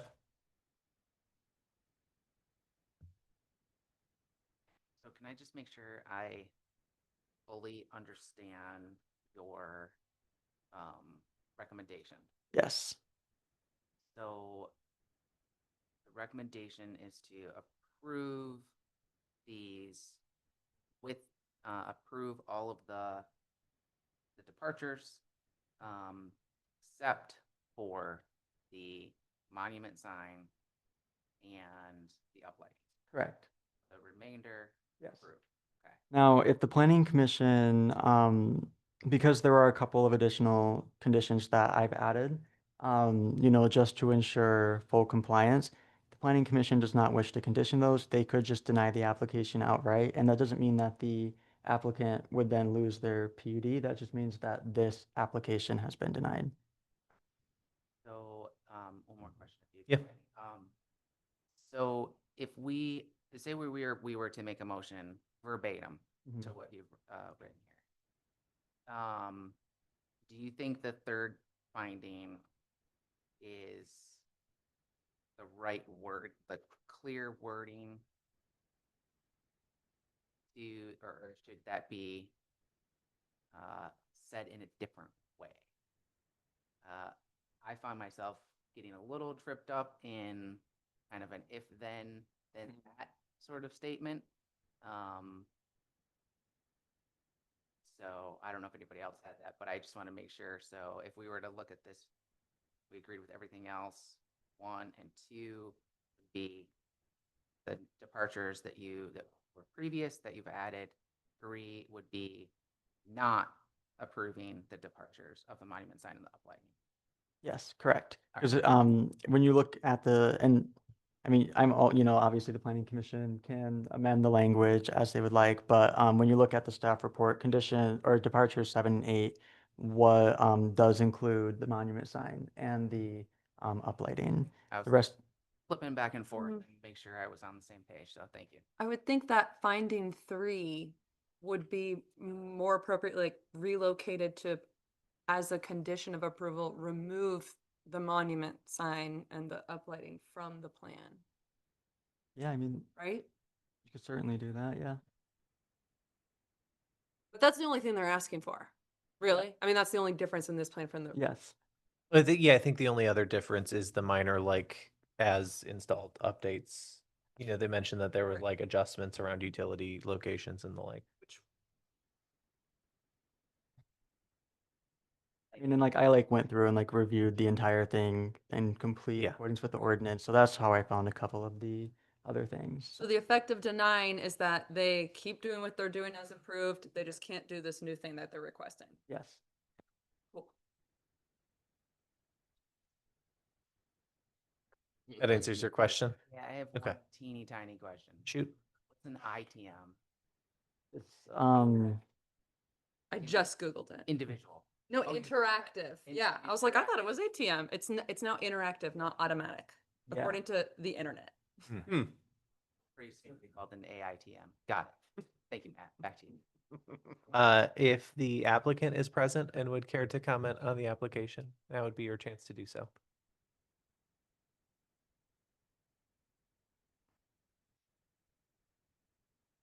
Hello, David Nims, Hobbs and Black Architects, 100 North State Street, Ann Arbor, Michigan. Thanks everybody for their time today and reviewing this application. I also have a representative of the credit union here, a fellow architect at Hobbs and Black, and they can do their introductions when they go, but Ted Hirsch from MCI, who is the civil engineer on the project. Just wanted to start with back when we had this originally approved, which I believe was in 2022, the monument sign was on that application.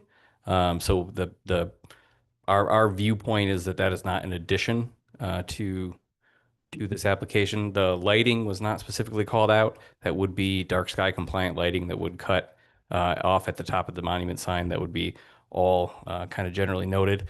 Part of the conversation back then was enhancement to that corner. So there's a little bit additional landscaping, and that monument sign was included to kind of be nestled in that landscaping to kind of draw the building form out, because the C district that it's in really wanted a different building form, but this has been an adaptive reuse project to an existing non-compliant structure. And we kind of stretched the length out a little bit more with the 600 or so square foot addition.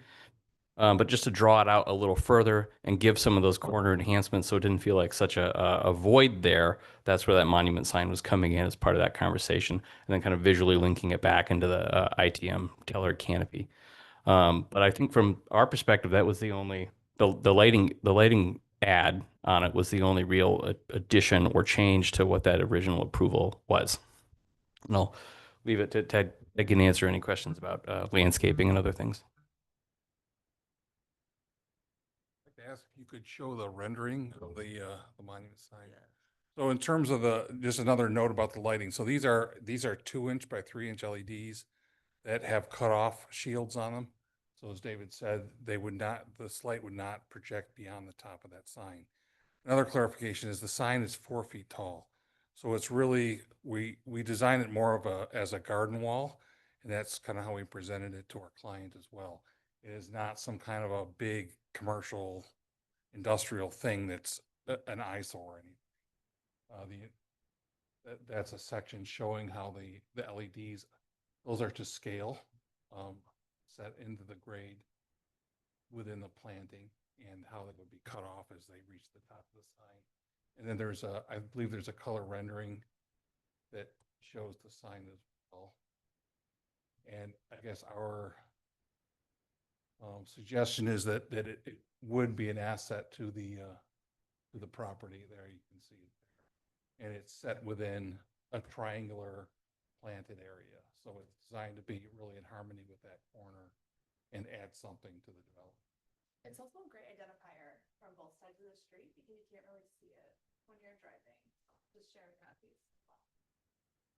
I do appreciate you guys' respect to the dark sky compliance that we're going through, and I really appreciate how you guys stuff going out there and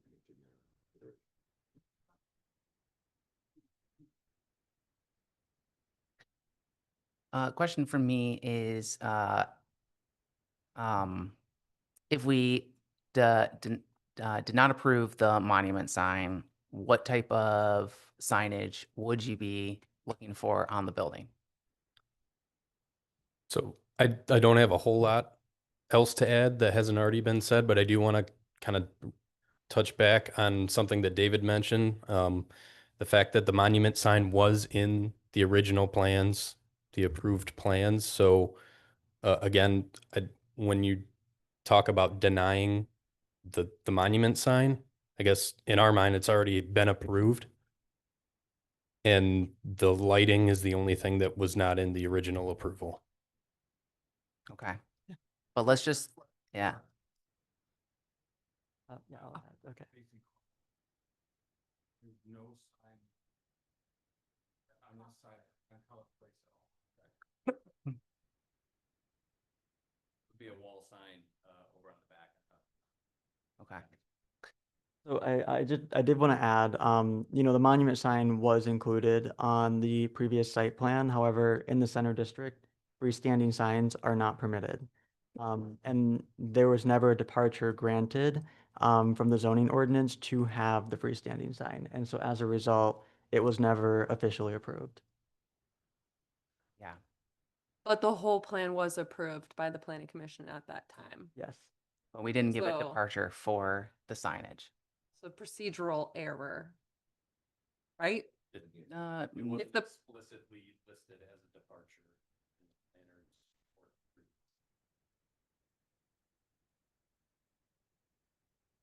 right?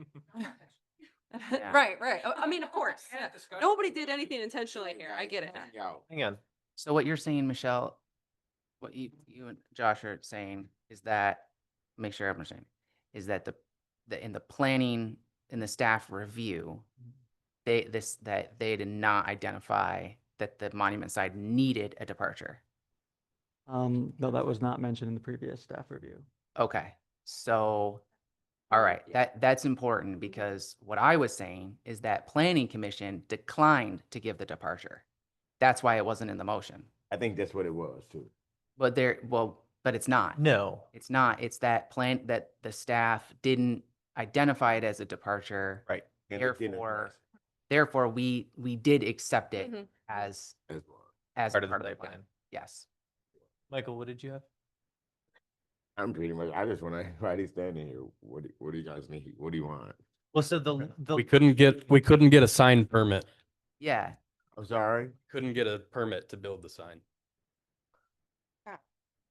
So what if we You just have this. well, so sorry, hang on. Do we have other questions for the applicant? Because we do still have a public comment to thank you so entertain here. much. Thank you so much. Is that it for the applicant? at the Doesn't matter. moment? Time doesn't. I have one. Until I have one 25, additional 29, I think so time doesn't yeah, matter. Mike. I think time matters to some folks. Mike. Love the rendering. Go. Love the work that's been done. What your rendering doesn't show are the numerous utility poles in and around your site, from the basically city-owned infrastructure signals. So it was hard for me visiting the site to envision how this would look, because from what I could see is the existing, and of course this image, there's a car directly in front where we're looking.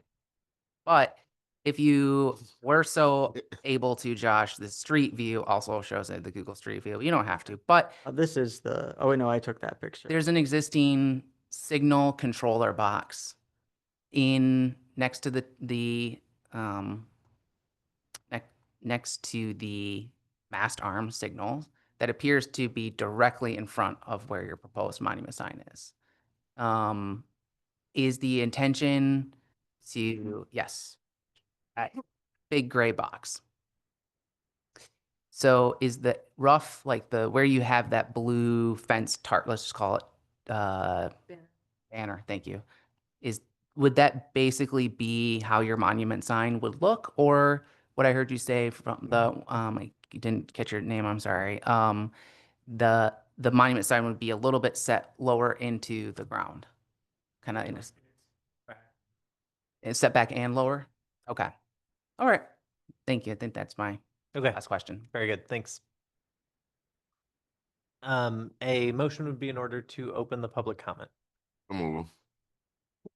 Motion by Michael, support by Amanda. All in favor, say aye. Aye.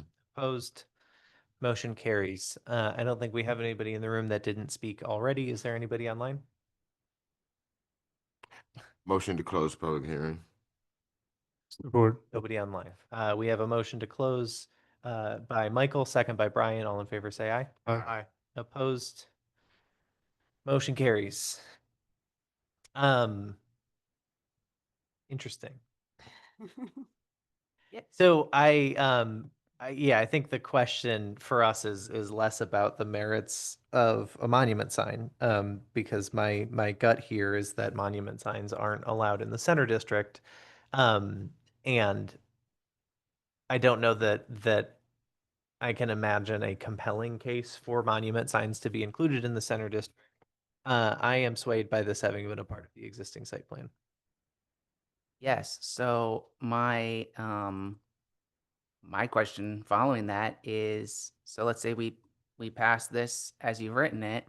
The applicant stated that they can't get a sign permit. How would that change? So if this, if planning commission passes, you know, the additional departures, they would have to get approval from city council, 2 readings, and then they'd have, if they got approval from city council on their second reading, 30-day protest period, and then then they'd be able to apply for the sign. How would they be able to apply for a sign because we're denying them a departure for a sign? I thought you said you were approving them.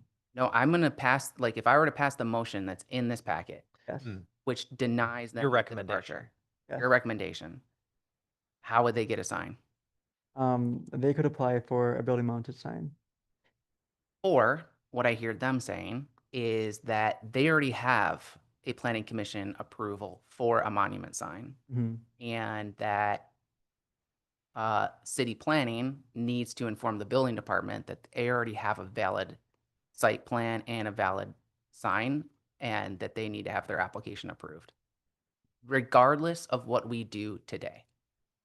So we could, in theory, to be consistent, pass the motion as Josh has recommended it, and they will still get well, no, they won't. No, because it would have been. It would, yes. Yeah. So, okay, thank you, actually. I'm glad we talked that part out. Well, so what I do think about that though is that you're asking Josh to make a call on giving direction to the building department on what is approved or isn't approved.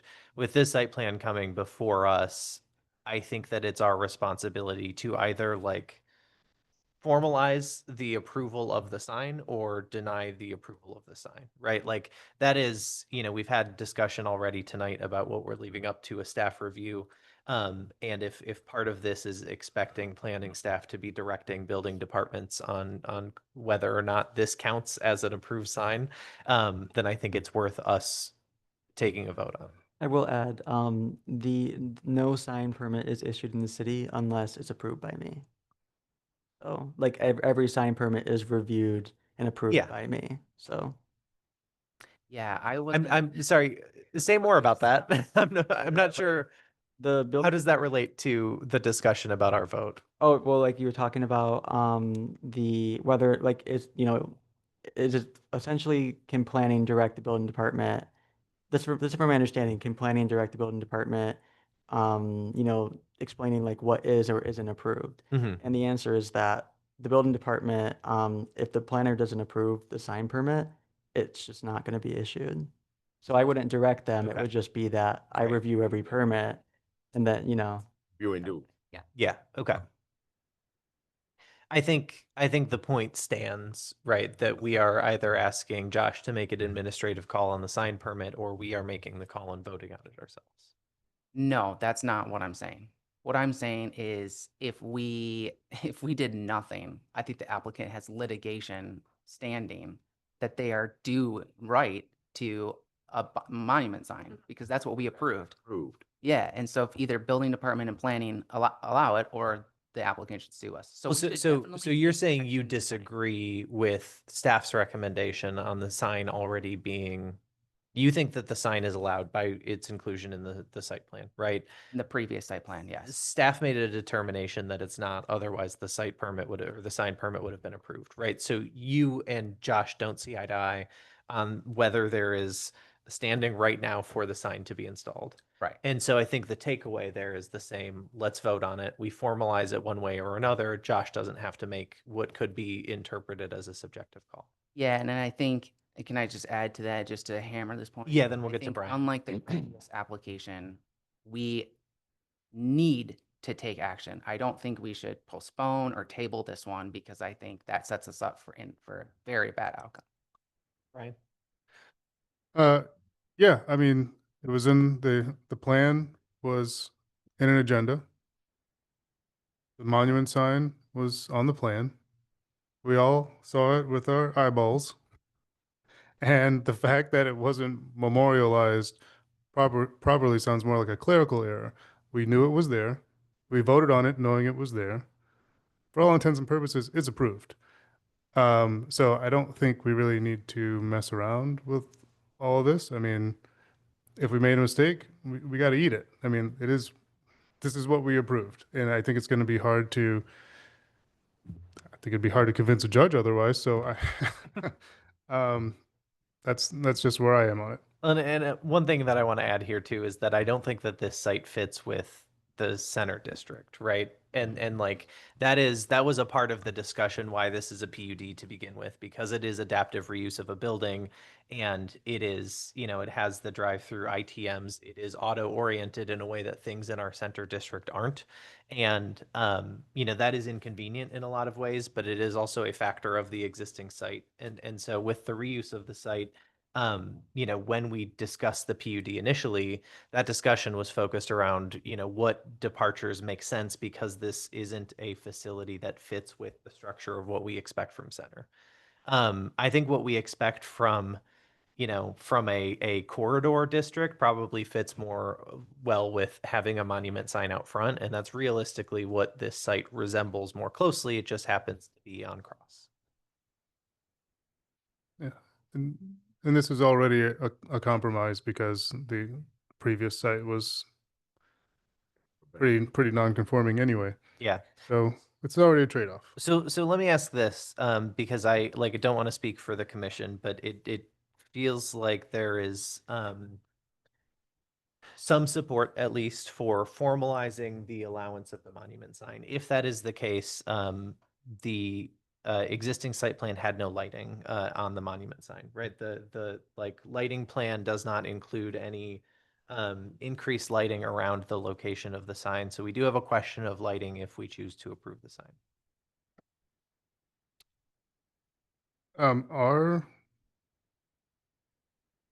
Maybe this is a dumb question, but is it possible for uplights to be dark sky compliant?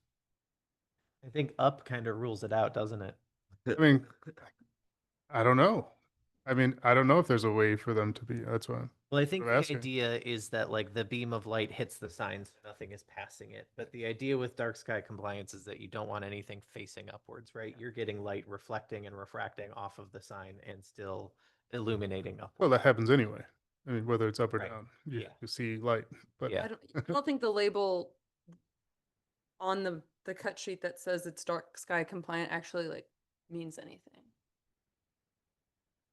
Like that label, it's like when they put natural on a product, it doesn't, what is that? It's not backed by anything. Well, we can condition dark sky compliance, and then we don't have to answer the question ourselves. Well, but I think you have a good question of would we be conditioning something that is impossible?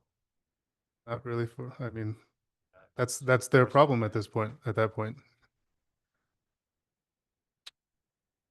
I mean, if we just make a requirement that the monument signage lighting be dark sky compliant, then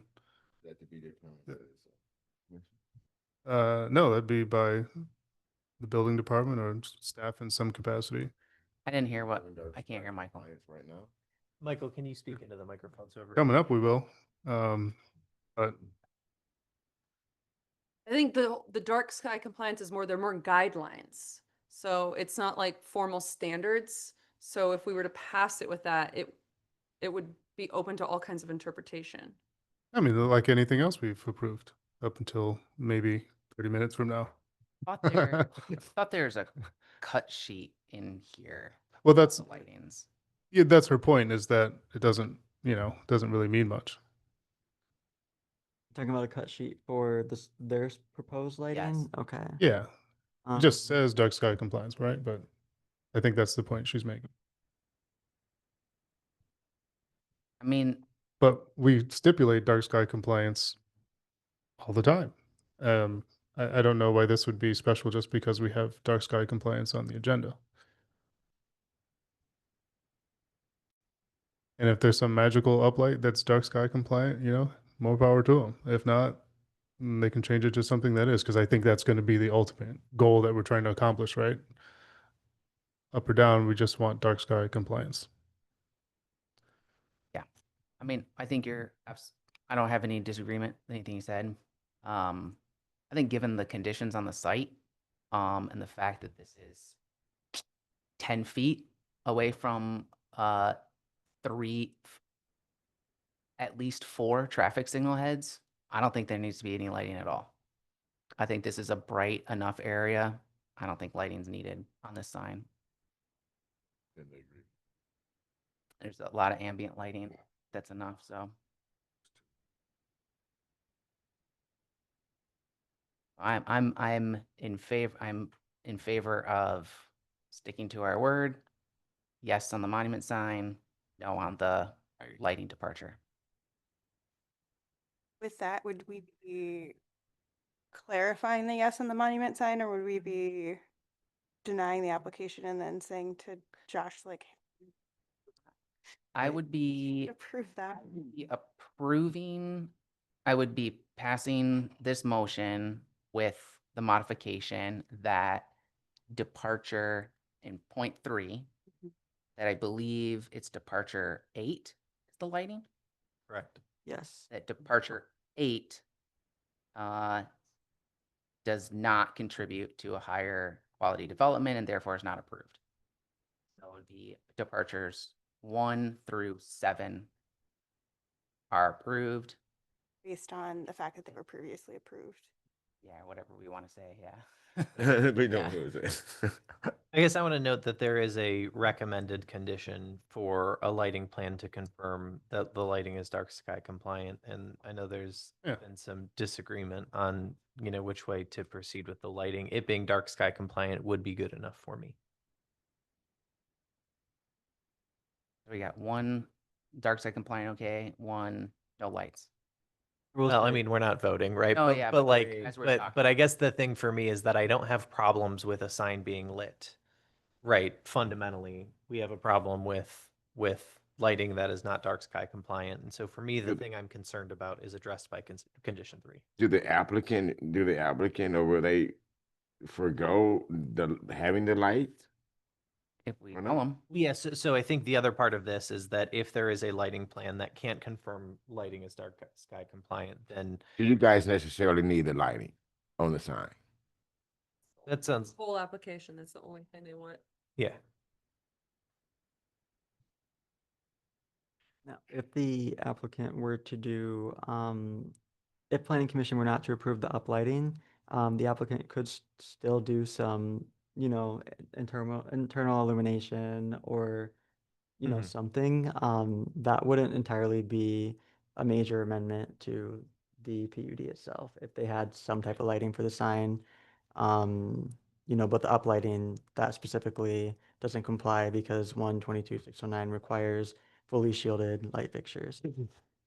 So, Rather than wording a condition that the lighting be dark sky compliant, why wouldn't we word it that it comply with the lighting standards? I was going to mention it should comply with 122.609. Sky compliant on their plan. So if we approve a motion, say, hey, you have to be dark sky compliant, we're essentially setting up Josh and the applicant to get in a whole argument about what dark sky compliant means when we have lighting standards already that this doesn't comply with. But those lighting standards also aren't updated. And currently the lighting standard says that uplighting intended to highlight ornamental features of a building or landscape is permitted subject to the building code. Ornamental features of a building or landscape, Mhm. not a sign. Yeah. So if they point it at the shrubbery, Yeah, that's permitted in our current ordinance. isn't it just easier to say no lighting? I agree. you know where you stand. Exactly where Mike's. Darkness. I just don't think that lighting the sign is the problem. I don't think it is either. So in our findings, number 2, I guess we have to determine what's true here. Are we now sort of saying that departures 7 and 8 actually did receive approval? I think that they haven't been voted. Well, not that lighting, yeah, so. Right. 7. Well, neither of them have been voted on. They are new departures. Well, 7 was for the sign, right? Yeah. So we did vote on it, we just never We didn't identify it as a Okay, departure. So as so- a departure, it's new. got Yeah. it. I think that everybody's voting on it. What about the other ones now? Which other one? About the other departures? Oh. Were those also listed? Yeah. Yeah. Okay. Yeah, 1 through 6 were already approved. Now, I mean, if the planning commission decides to approve departure 7, finding 2 should probably, the language should probably change a little bit, just saying that the planning commission approves departures 1 through 7 or something like that. Yeah. Or what if should we say something like we approve, because findings that we previously approved at departures 1 through 6 Mhm. and implicitly approved departure 7? I don't think we need Or something. to just, I think we shouldn't put any language to say anything happened in 20, like, Yeah, I mean, It's not that we approved it, it's that we didn't, Not- not, We didn't acknowledge it. we approved didn't it acknowledge through- it. so this is just us acknowledging it. Really, the only thing we need to be talking about is the lighting. So the rest of this, we don't need it. Could we say that the finding is Right. that we acknowledge, I'm sorry. Interrupt you. Oh, no, I'm just asking. Could we say that the finding is that we acknowledge that the departures 1 through 7 were represented in the previous site plan? Yeah, I mean, we can have whatever findings we want. The recommendation from staff includes that the departures don't contribute to a higher quality development. So I think we need to replace that with something. And I think that recognizing the departure in the original site plan is good enough. And Brian, yeah, to your point, it doesn't seem like we do need to discuss whether we are okay with the departure for the sign unless somebody has feelings about it that they haven't voiced yet. Okay, so now we're just lighting, and then so that this, if it's just lighting, do we really need to make a recommendation to council? It's And a how much depart- is this altering the PUD, or does that even matter? It's a departure from the zoning ordinance, which constitutes I a see. major amendment to the PUD, so it would have to go back to council. Okay, even if there's the one. Yeah. Okay. So if we acknowledge 7, but don't allow for 8, then it doesn't have to go to council. It would have to go to council. Yeah. Either way, yeah. Acknowledging departure 7 makes it need to go to council. Yay. I'm not sure what else there is to be discussed about the lighting unless anybody has any thoughts that haven't been voiced yet. Motion. Looking at you, Carl, Greg. Nope, I'm good. Okay. I would entertain a motion on the site plan.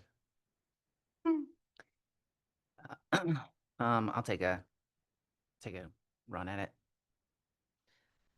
Feel free to offer up some amendments here, after it's seconded.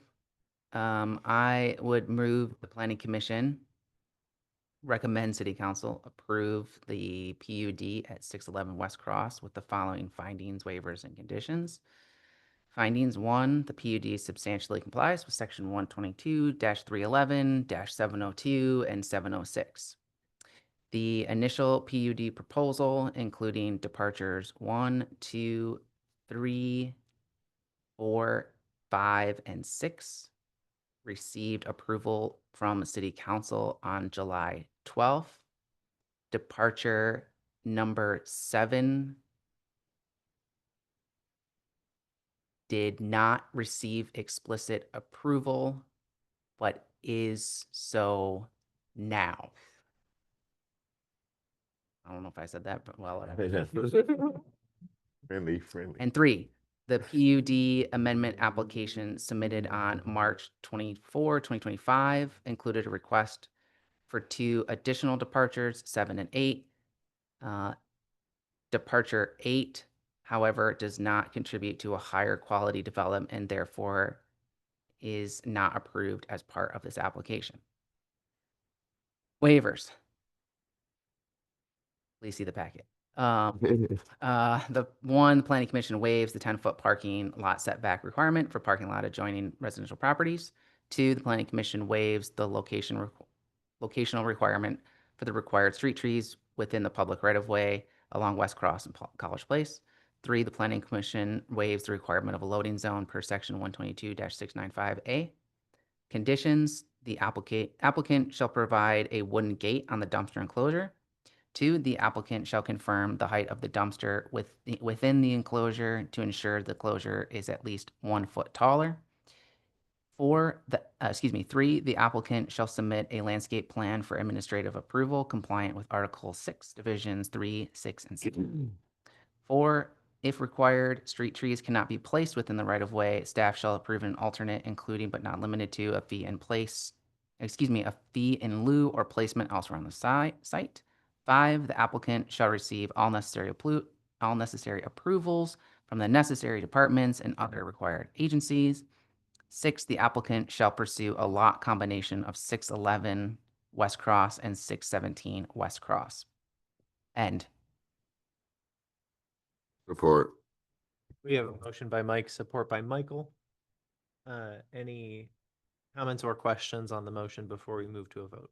Or friendly amendments? Or friendly amendments? I think if we just include 7 in that list on the findings for number 2, it's sufficient because it was approved. It just wasn't acknowledged as a departure. Okay. So I think Let me make, I think it would be weird to say the departure was approved, like as a well, departure. it was a departure though. And it was approved.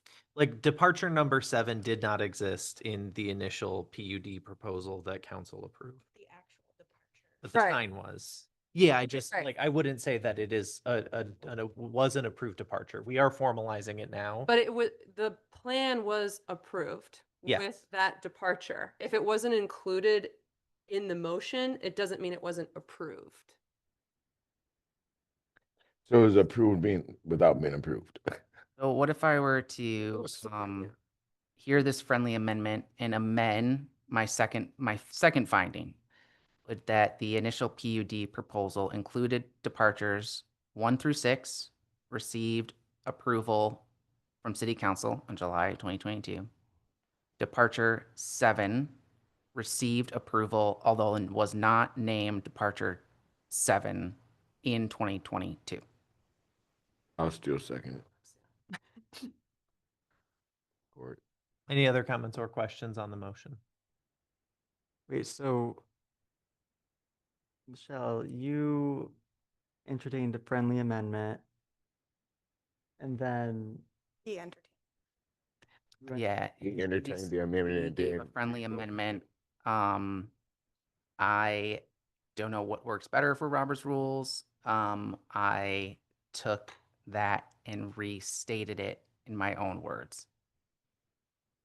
So instead of him accepting her friendly amendment, he went and took what she said regarding the friendly amendment and put it into his own words.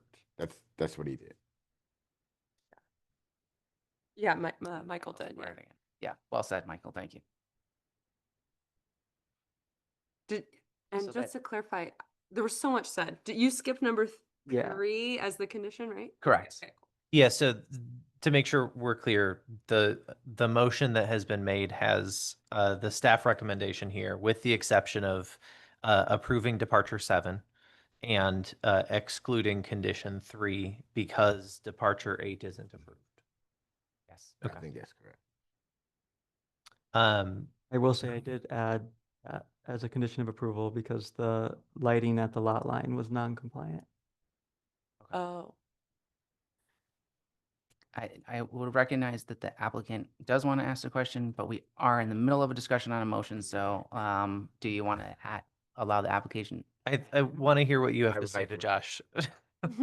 Oh, I'm sorry. Say that again. I didn't realize there was a. I think you maybe skipped over the big part. Yeah. Yeah, Josh. Oh, I just said the on the southern property line, that is residential, the lighting levels exceed 0.5 foot candle, which isn't compliant with the ordinance. I'd like to make a amendment to my motion. Thank you so much.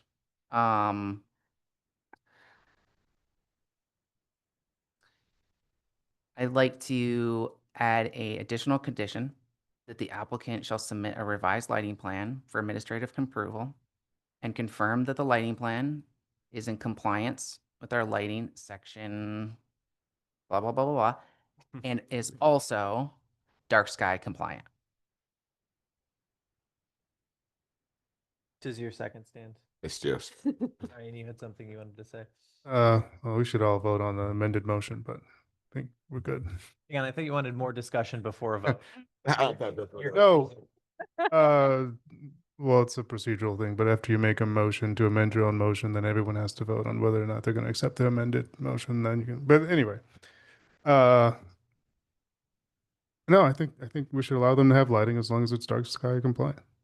Yeah, I would agree. I'm not eager to exclude departure 8 from our motion here. Can we just vote on this as it stands? Can we get a roll call vote? Yeah. I'm sorry. Commission, I'm sorry. Is everybody clear on what we're about to vote on? Yeah, I was actually just gonna to clarify which amended motion we're voting on. here. Yeah, can we? Yeah, so Can if you I please may, read the Mike, motion, correct please? me if I'm wrong. uh, The motion is as presented by staff in our packet with the following exceptions. Mike is proposing that in finding 2, we include departure 7, the approval of departure 7 for allowing the monument sign on the site plan. He is keeping staff's recommendation that departure 8 be excluded because it does not contribute to a higher quality development. In addition, he is adding to finding 3 that the revised lighting plan for administrative approval, in addition to the text presented by staff that it can, to confirm it's dark sky compliant, that it comply with our lighting ordinance per section 122-609. So the only real exception here is that Mike is proposing that we do not approve departure 8. No, still. Right. That satisfies everybody's questions about the motion. Can we get a roll call vote? Commissioner Dunwoody, Opposed? Commissioner Simmons, Support. Commissioner Davis Jr., Support. Commissioner Smith, Oppose.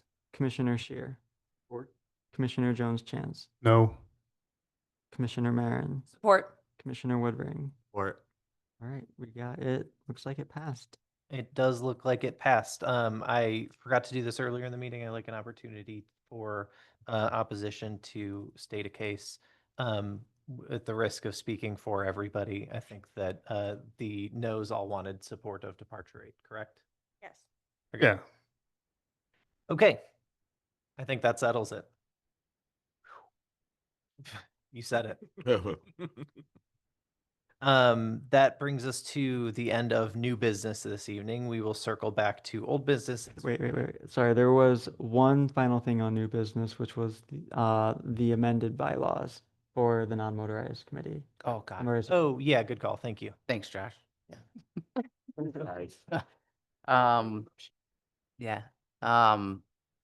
So the bylaws are simply, there was a recommendation from city staff that we add a minimum and a maximum amount of members.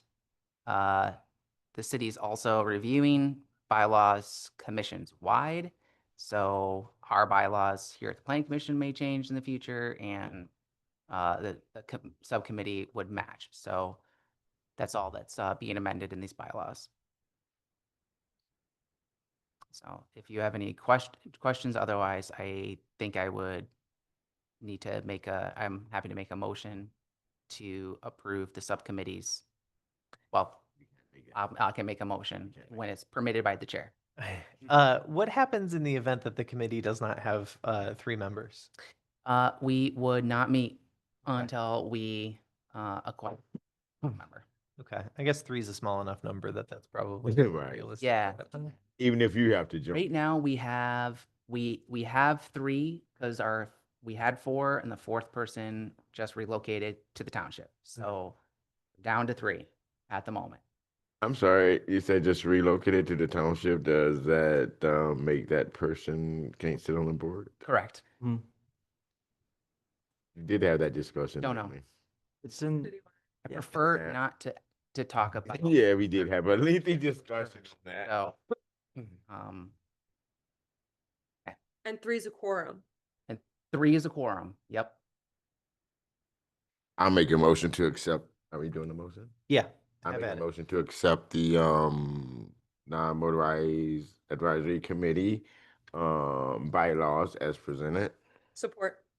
We have a motion by Michael, support by Michelle.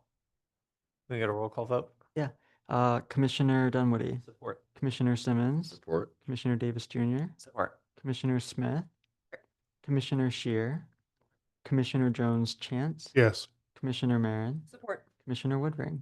Or All right, it passes. Very good. Now we're done with new business. Old business, it's 9:20. Do we need a minute? would love a bathroom break. Let's take 5. We'll resume at 9:25.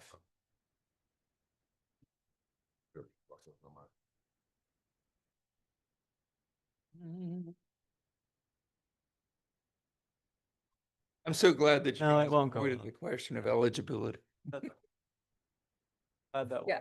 Thank you, Steve. I did my best. Well, last week in the council meeting on the 13th, Yeah. we spent an inordinate amount of time on eligibility for the DDA. And it was just like, could you just get this figured out before you get here? We And I've had 45 minutes. Yeah. How's Brandon doing? It's my Like- third planning commission meeting this week. And- The first one went till 11 This week? on Monday. Yeah, this week, Monday, Tuesday, Wednesday, yeah.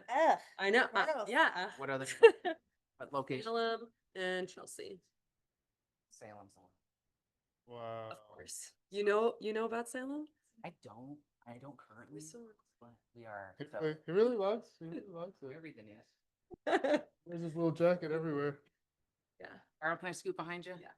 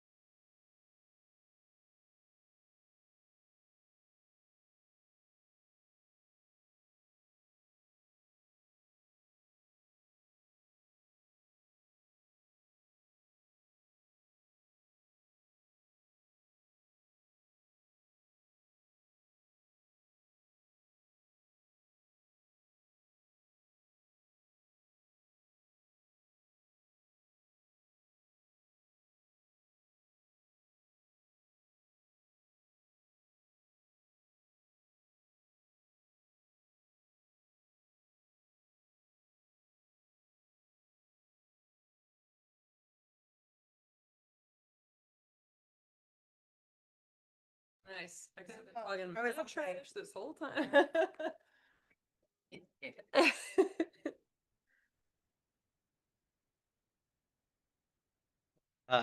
Josh, I'll turn it over to you again for the dark sky compliance ordinance. Yes. Pull that up. Go all the way back to the beginning of the packet.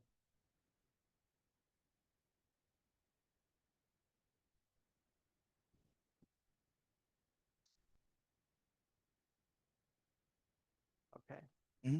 So, for last month, which I'm actually gonna grab another piece of paper that.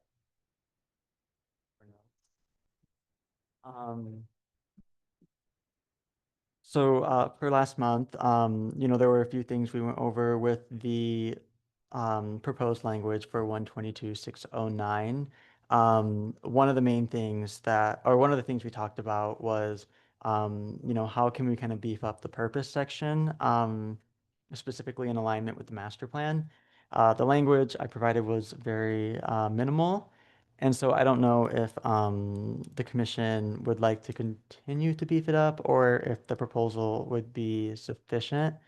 And then on top of that, there were just a few other amendments, specifically with ornamental uplighting, which, is presently in the ordinance, and then indoor lighting and the prohibitions.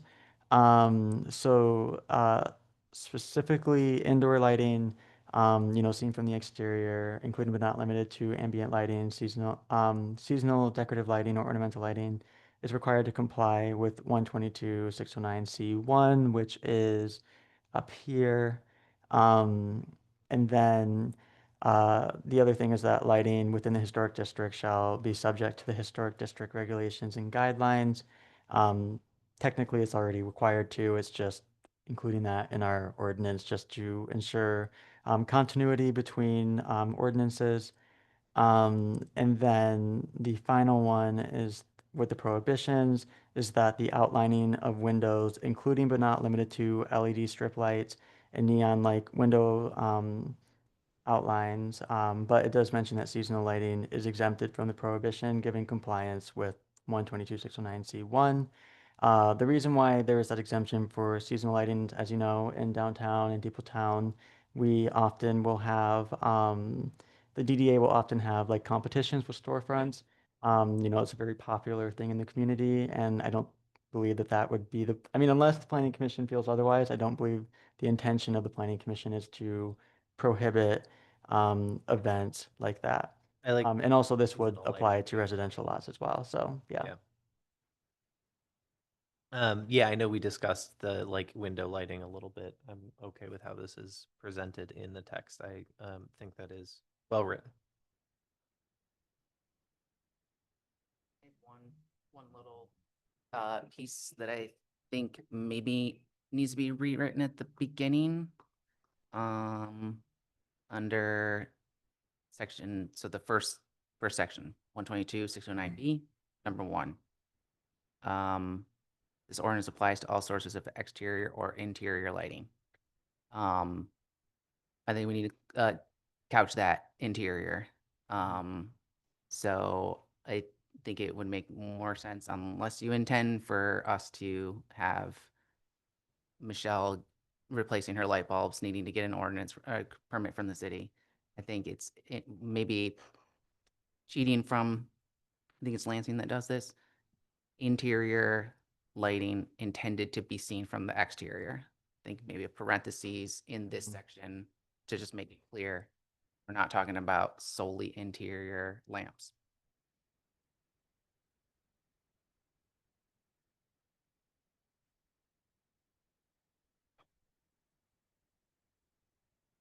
There are 2 other discussion points that are presented here. Does Planning Commission wish for any additional prohibitions? I don't recall anything from our earlier meetings. Anybody else has anything new to add? And then establishing night hours. Yes. Sure. Okay, so, sorry, what was it that you mentioned? What the second discussion point, does Planning Commission wish for any additional prohibitions? You got no takers. The third discussion point, establish night hours. Is, Slow down. Because I mean, if we get there, if we get into like hours, because as well as we know, the hours changes in the winter months as opposed to the summer. So I'm just inclined to say sun up, sun down. where are the night hours referenced in the lighting ordinance? I only see night popping up in two places, and that is just to say preserve the natural night sky for the benefit of Ypsilanti's residents. Yeah. I It believe that doesn't was, say like, outside of light hours. I believe that was intended for seasonal lighting, which one of the communities that we looked at does have that restriction. But I do think that this might be more something to consider with sign illumination. I mean, planning commission can consider seasonal lighting, but just because again, that is something we saw in the ordinance or in other ordinances. So I don't know if that's something the planning commission would like to see. If not, it's not a big deal. It's just like these are things we've seen in these ordinances. So does the planning commission wish to establish those night hours or not? If not, On page I 50. think it was mentioned last month. Did you mention I it? feel like I did, yes. There's Yes. because there's some ordinance that say like from the hours of 11 p.m. to 5 a.m. the lights will dim to like 50%. Page 58 of the PDF has the Ann Arbor's ordinance that has hours of illumination. And they have two different, one that lots that do not contain a business, that's a set time period. And then lots that contain a business, 30 minutes shall illuminated signs. Okay, this is just sign illumination. So excuse me. It's good language. It's interesting. Yeah. I'm curious if the dusk and dawn timeframe is actually a total pain for people who are putting things on a timer. Like it's not like parks where you're like physically going there at dusk and locking. Also, how would that come into play? Because like we use lights for when it is dark. I think it would turn on at dusk and turn off at dawn. But then would we care that they have them on during the day? That's not our concern. Yeah. Well, we can't see them anyway. I think that is That's part not of like, I mean, I see lights all day long on Michigan Avenue. I think part of the dark sky such a waste. principles, I'm sure it's in here somewhere, is that it's useful. Use light only if it is needed. That is principle one of dark sky lighting. So if it's a business, I don't see where lights are needed after they're closed. Yeah, the language on 58, even though it's for signs, I think we could borrow it. Although I don't like how it says containing a business because that's vague. But, you'll figure it out. So yeah, I think we're basically doing Michael's suggestion of dusk and dawn, sunrise, sunset. I mean, that's Well, the easiest. And the restriction that we're saying is because we want light to only be used when it's needed Necessary. to not illuminate between dusk and dawn, between dawn and dusk. Yes. Okay. In daytime hours. So we're not restricting the illumination in the evening hours. Correct. During business hours. Right, it's two different things we're looking at, basically, right? The dusk and dawn thing looks at something different than the page 58. That's kind of my question is if we're talking about one thing or if we're talking about two things. Yeah. Are we talking? Yes, because I don't. So when you say two things, one of those things is no lights on during the day where they're not useful. The other thing is let's have some cutoff into the evening hours, at which point lights should be restricted. Yeah. Okay. Yes. For me, I feel like I would need to know a little bit of specifics on where lights are being restricted. If we don't have explicit language in this ordinance on when nighttime hours are going to affect the lighting, I don't see why. I don't really understand how we can even intelligently make a decision on this. Yeah, I think I might even say that I don't necessarily know for the general lighting that maybe we don't need to establish the night hours. We have the dark sky guidance in, by reference. So I think maybe where it's more important to talk about is with our illuminated signs, like you mentioned in the packet, Josh. Oh. But I'm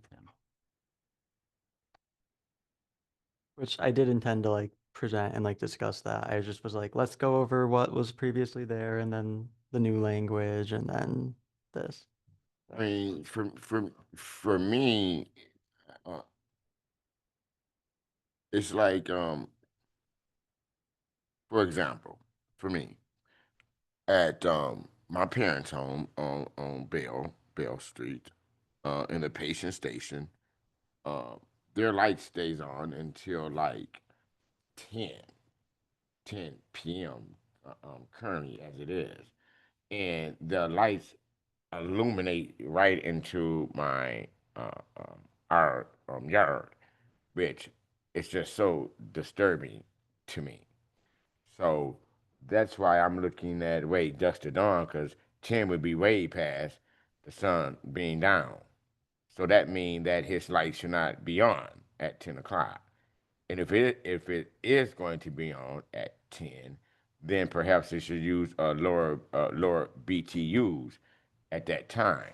So that becomes a problem for me. And as I ride through the community and I see lights that are on, that really is a waste. That really is a waste. So it's like, where do the dark sky compliance come in at? Where do we begin to start to regulate and enforce the lighting that's around? Well, I think part of the problem with your issue here is that section 122-609B part 2 says that existing lighting is going to be grandfathered in, right? Because I think that, we kind of know going into this, we can't make all of the lighting in the city. But who's to make how is the determination to be made what's to be grandfathered and what's not? How, A determination by the city planner, building department, or code enforcement that an exterior light is deemed a hazard or nuisance to the public, replacement of the non-conforming light fixture, or a new or substantially modified commercial use would all trigger a requirement of replacing with a compliant light. See, that sucks to me. I'm sorry. Well, but like, excuse my language.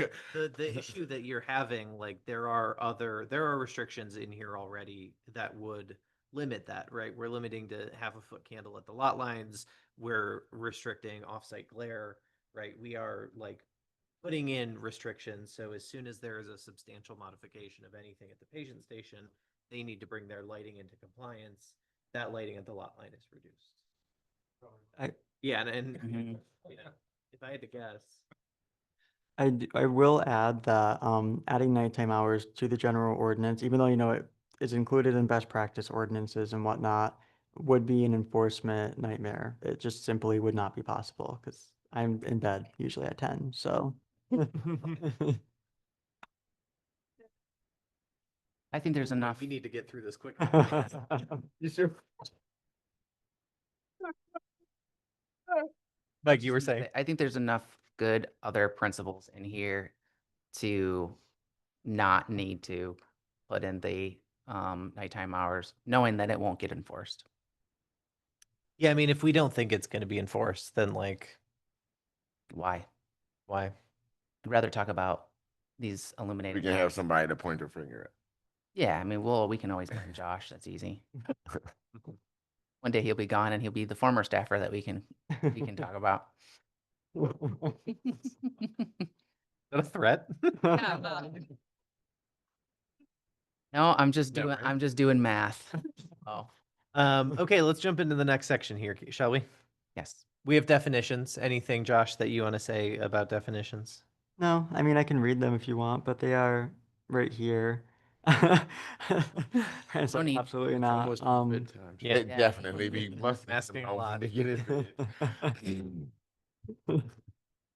But yeah, I mean, are there any other terms the planning commission thinks would need to be defined? Now, granted, with amendments to sign illumination, or establishment of regulation for sign illumination, there would probably need to be more terms defined, but based just on section 122, 609, these were the terms that staff felt needed to be defined.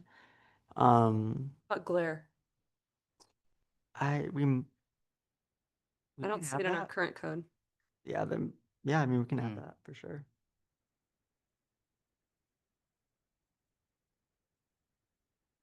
Conditions that the commission see that should be included or no? Not hearing anything else? All right, let's see, the next section here is existing language discussion. So, there are a couple of things that mention exterior lighting, one being the temporary mobile food establishment ordinance, and also I put temporary mobile food establishment. Why did I put that twice? That was supposed to be temporary mobile like healthcare establishments essentially. They both say the exact same thing for lighting. I don't know if the planning commission is comfortable with that language, or should the language just simply be rewritten to state that all outdoor lighting shall be compliant with section 122-609. Yes. That one. Okay. Okay. Yeah, I'll make note of that. And then the other one was for medical marijuana at home occupations, where it states that the room with windows utilized as a growing location, any lighting methods that exceed usual residential periods between the hours of 11 p.m. and 7 a.m. must employ shielding methods without alteration to the exterior of the residence. This is an interesting one, especially because it's not like this. Yeah, this is a very interesting one, and I truthfully was not 100% certain as to whether or not we just kind of leave it alone or mention shielding should be compliant again with section 122-609. Is that not, That's safe. Yeah, if we do make it compliant, this is interior lighting that can be seen from the exterior, which means that it needs to follow all of the other guidelines here for exterior lighting. So it couldn't be too bright. It couldn't be directed upward. That probably kills it there, right? Because we're talking about like light emitting from a window, and like, windows aren't going to have a full cutoff. Yeah.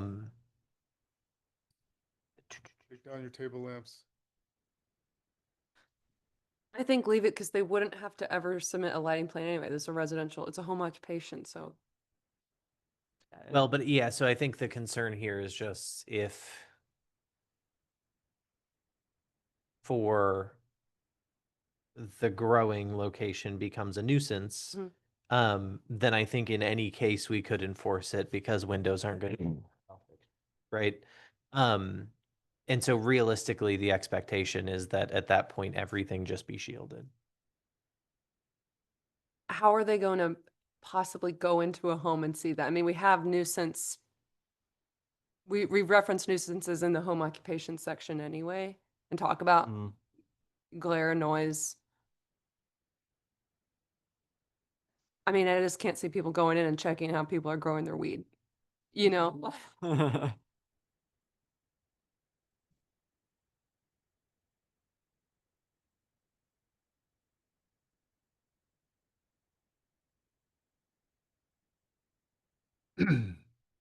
Exceed usual residential periods? I don't know what unusual residential periods are. Yeah. What is that? We might need to add a definition, to the list. I'm talking about the existing language says that exceed usual residential periods. What are residential? Soon it means light levels, right? Yeah, well, Should probably be amended. must employ shielding methods without. Yeah, I think the issue that that I'm coming to with it, if we just reference back to section 122-609, is that any grow light on the interior of a home is non-compliant. because windows aren't full cutoff. Right? Yeah. You seem I comfortable. mean, they're gonna like seem put the comfortable lamp with however making they're any gonna. grow light non-compliant. I think removing some of the ambiguity of this existing language is better than making them fully compliant with 609 or whatever. I think the periods thing makes sense though, right? It gives the time, 11 p.m. to 7 a.m. So if you're using a grow light or whatever between those times, you need to have the shades drawn or something like that. I think that's I think we're missing a noun. Yeah, because like any lighting method is not like any lighting timing. And I think that's where what like the residential period suggests, is Oh, that I we're see. just talking about timing. Grammar. Yeah. Hmm. I don't I don't think that referencing this back to section 122-609 is appropriate because I think it would make any interior grow light non-compliant. I don't think that's what we're trying to accomplish here. We're trying to limit like nuisance lights that can be visible from the exterior. And I think that this accomplishes it. So I can see how the grammar might be more clear, but I don't think the existing language is a problem. Are the hours 11 to 7? That seems like pretty late to have bright lights in your window. I don't think the lights will be very bright if I'm You close your curtains. well, and I'm just guessing here that the intent might have just been to avoid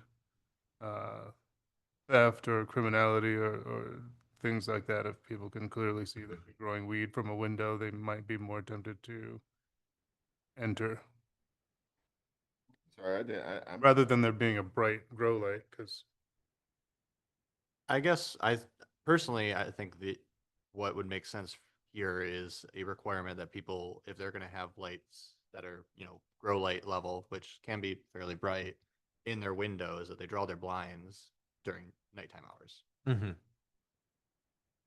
I mean, Yeah, because I mean, by default, it's already subject to the interior light requirements, right? That it can't be too bright at a lot line, it can't cause glare. I don't think we need to be so intrusive into people's homes and telling them that degree on how light should be shining. So we just leave this alone then. Yeah, I think so. Okay. I think that's what. Sign design. Yes. Okay, so let me scroll back up to the presentation. I decided to pull the sign illumination standards for the communities that we looked at their lighting ordinance specifically. Perhaps to nobody's surprise, Ann Arbor had the most in-depth sign illumination ordinance. They notably established regulations for fully shielded fixtures. They minimize glare. They limit permitted foot candles at the lot line when adjacent to residential zoning districts, which we don't permit.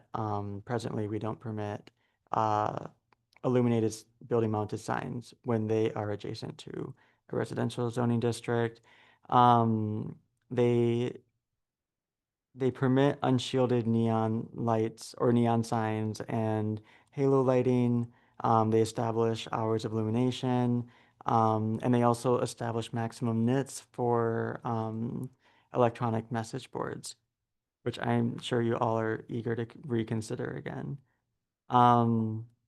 For Lansing sign illumination ordinance, notably, it establishes regulations for glare and prohibits illumination for wall signs that face single and two-family residences. Other than that, they don't really have much more on their ordinance. And then for Holland Charter Township, they prohibit neon signs. They require minimization of light spill over beyond the face of the sign, and then they also require foot candle readings of 0.3 or less at the property line for EMBs. So So the only thing in the existing language for signs that refers to lighting is in the electronic message board standards. We do have, we have a couple of things. The first thing is like we do permit digital billboards. The other thing is that, hold on, I gotta find it again because it's the whole. I believe for building mounted signs, we had a requirement that illuminated building mounted signs may not be located on a facade that faces property line that abuts a residential zoning district unless the sign is set back at least 200 feet from the property line. Other than that, we don't really have much more. Yeah, even the digital billboard doesn't really restrict lighting, right? Says the message can't change too frequently, it needs to be set back. Has some spacing guidelines, but nothing about restricting light. Yes. Okay. The most in-depth restrictions we have are for our electronic message boards. And so, I mean, I can go over some of the discussion points to, talk about that the Planning Commission could consider. One of the big things is that, how should digital or EMB signs be made more dark sky compliant? Should we maximize light output like Ann Arbor does with NITS? Should we establish the hours of operation, which, we kind of talked about that with the other part of the ordinance, but I think it might make a little more sense if that was a consideration for sign illumination, specifically utilizing language such as astronomical dusk/dawn. And then would there be exceptions for businesses that operate at night? And then the other thing would be how could internally and externally lit signs be regulated? Could the language simply be referenced back to 122.609? Another thing is, would halo/backlighting be permitted? That's kind of a weird, thing presently that we're dealing with, where people do want to do halo and backlit signs, but our lighting ordinance requires, fixtures be fully shielded. That's not technically fully shielded, so it's like, from my interpretation, it's not permitted, but it's been permitted in the past. So, that's something to consider. And then, yeah.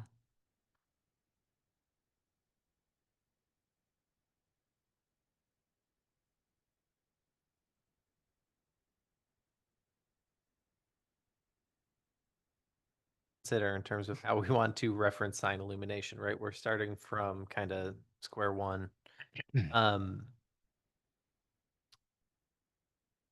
I mean, we discussed this a little bit as it relates to 611 West Cross, and like, I don't think that lighting of monument signs is necessarily a problem, but we're not going to get it to be dark sky compliant, right?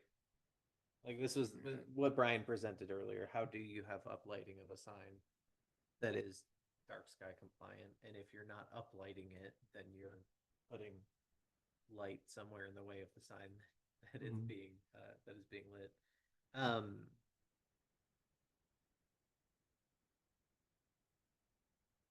What would that look like if we just reference it back to 122-609?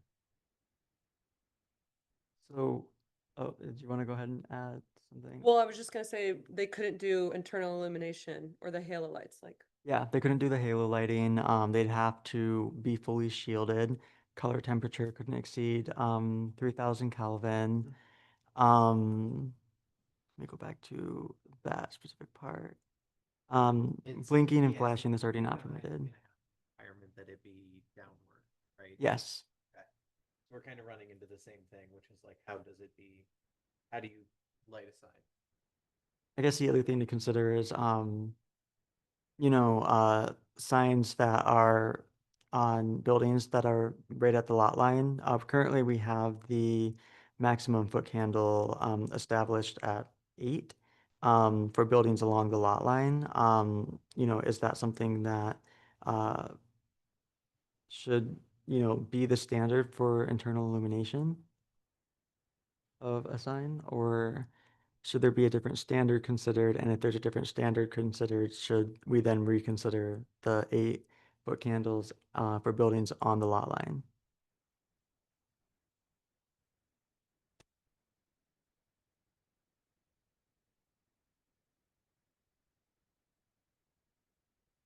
um, calculators. So 100 nits, which is Ann Arbor's nighttime, is 9.2 foot candles. That helps put it in perspective because I didn't know what nits are. Like, I don't know how to put that. So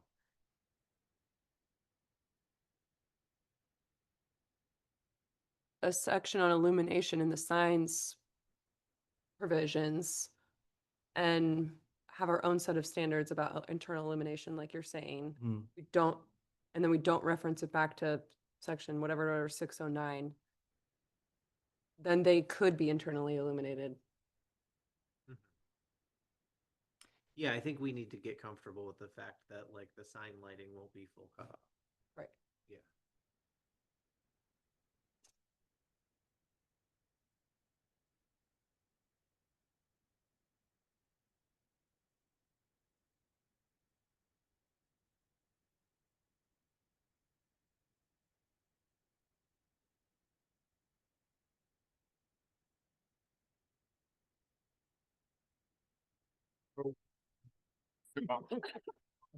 I think that, I guess it's just in the name.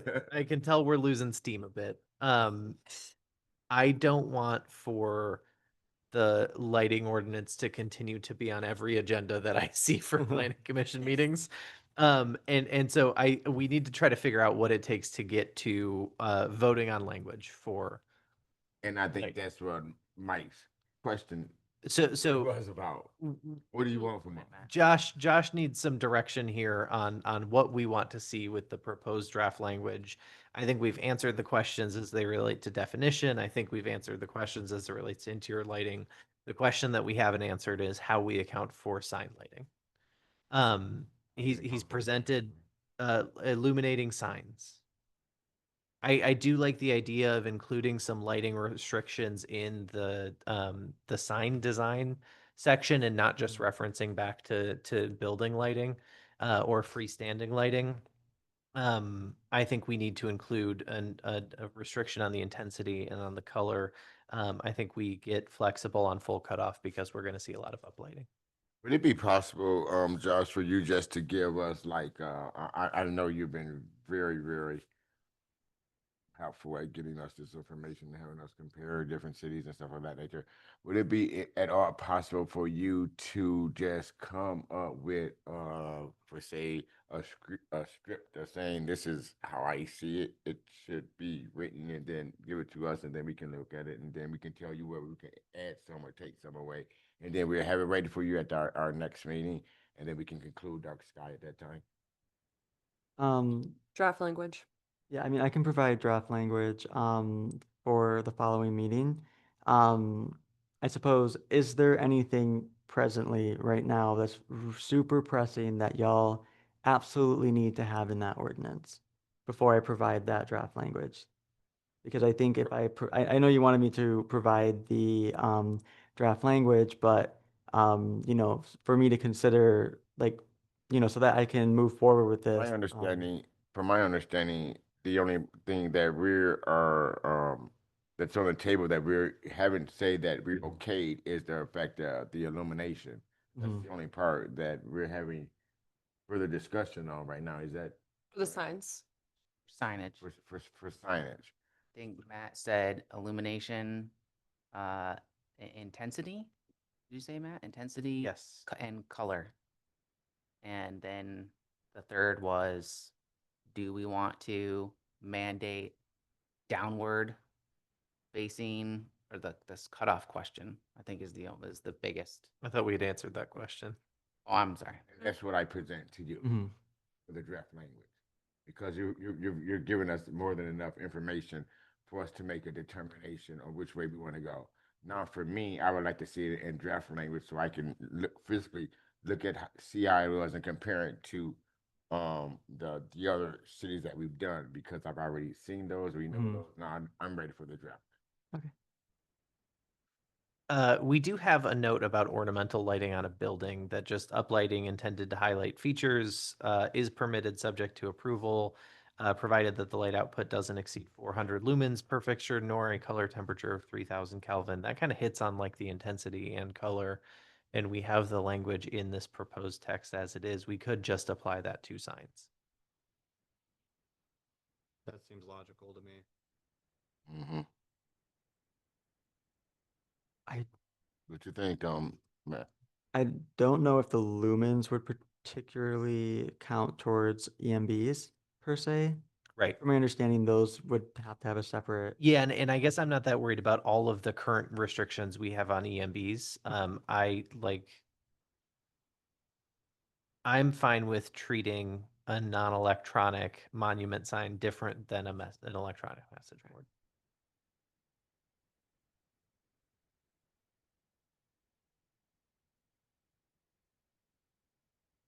One, or I think I had two final little things to mention. Mhm. First being for off-street parking layout and construction for other uses. The proposed language in 122.609 requires that plans for alteration to a residential building to go to 3 units or more, or the construction of a residential property that is 3 units or more. Oh wait, hold on. I did not read that right. Ultimately, 122.609 requires a lighting plan for multifamily properties that are 3 units or more. And so should the exception for multifamily dwellings on individual lots containing no more than 4 units be required to artificially illuminate their parking lots? Presently, 3 to 4 unit apartment buildings or apartment houses, they are not required to artificially illuminate their parking lots. They're required to have a parking lot, but they're not required to illuminate them. 5 or more units, they would be. Does the Planning Commission want to keep that same language, or do they want to require artificial illumination for multifamily properties that are 3 to 4 units? It's gonna make it more expensive. I am fine with not requiring illumination for a building with 3 or 4 units. Perfect. And then the last thing, This is not requiring illumination. Yeah, why would we require it? I was just wondering because so I think a lighting plan. Yeah. Whether for And the plan could be no lights. yeah. Well, yeah. I mean, there can be lights because that's required per building code, but it won't be like illumination of like a parking lot. It'll be Yeah, like the parking illumination lot of wasn't required. like the entrances to the units. I just wanted to make sure I was clear that That answers your the question. exemption is for no lighting. Yes. Okay. Good, thank you. And your other thing? The final thing is that it's unrelated to lighting, but the ordinance is not very specific about the temporary nature of banners. We've had issues with temporary signs or permanent signs where people want to use banners as a permanent sign. And now the within the building mounted signage ordinance, it does require the materials to be high quality metal, stone, hardwood, or brass. But we've had people who've had like, I mean, even like plastic, like of plastic vinyl they wanted to use as a sign. Or like, I can't remember the specific example, but somebody came in and it was like a banner, but it wasn't entirely a banner. And they had it up as a permanent sign, but they really need to pull a temporary sign permit. And so I don't know if the planning, just because we're already looking at sign illumination, if it just makes sense just to be like, hey, by the way, banners are temporary and temporary only. Banners are temporary, and that is the purpose of it. Anything else would be just so tacky to have them as a standing banners being used as signs that's going to stay on their building for permanent. That would be just too tacky. If you're gonna touch sign ordinance, add it in. Yeah. If you're not gonna touch the sign ordinance, don't touch it. Well, we're touching the sign ordinance because we're adding Add it in. illumination. Yeah. But Are we talking about lighting banner signs? no, we're talking about just banner signs. Banner sign. Well, because, okay, for instance. the Sounds like Ipsy another Library- topic to me. The Ipsy Library, they just did, they just had their banner sign out. It was a What if temporary sign. It was a temporary, now, suppose that we had that sign running all year. No, I get banners and I get temporary versus not, but if we're not talking about lighting them, I don't think we should dive too deep into it today. I agree. I mean, this is the lighting ordinance, right? Because banners are listed as a building mounted sign. Yes. So I was like, since we're already here and I've run into this issue a few times, I feel like we just need to, well, personally, I would love to just be like, hey, banners are temporary, but that's not the wish of the planning commission. What's a banner then? Anything that's not one of the sort of vague materials listed? Because plastic is pretty durable and it does last quite a while. To the end of the plan. Banners. So does vinyl. Which is plastic. So is that durable? I mean, is that It's not? durable, but it's temporary. Flimsy. I don't know. That's what I'm saying. It's temporary. However you look at it, it's still going to be temporary. Coroplast is also rigid. I mean, if durability is the problem, there are items in the banner restrictions that if they become unsecured or should begin to shred, that they must immediately be removed or repaired. Right. And so if it's like the condition of the banner, that is already regulated. Mhm. And so what we're worried about is just we have permanent signs and then we have temporary signs. And your concern is that banners kind of fit the guidelines of a temporary sign requiring a temporary sign permit more than they fit with kind of the permanence of the building mounted signs. Yes, because that's been the confusion. Withdrawn enough money for the city. I'm sorry. The banners. I'm sorry. But yeah, no, I mean, ultimately, I believe that was what the conversation was that, you know, you have regulations for permanent, you know, building mounted signage, and then you have banners in here. And so that was, yeah, that's, thank you. That actually reminded me of why I was like, this is something we should consider. You know, I had somebody come in, argue and be like, well, if you have this under, do you see how that, like, they were like, do you see how this is confusing when it's under? Absolutely. The same thing. Totally right. Yeah.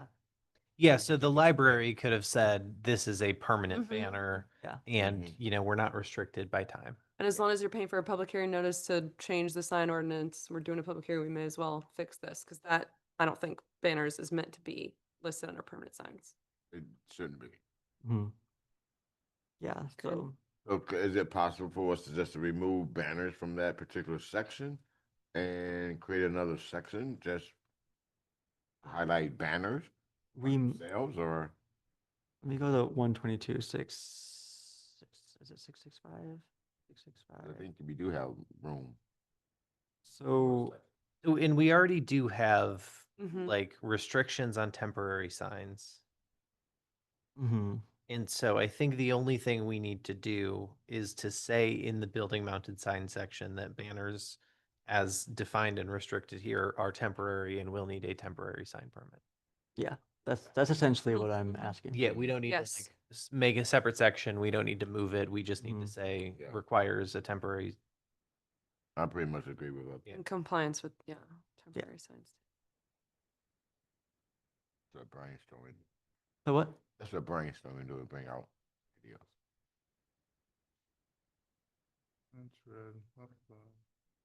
I think that's the last item on the agenda.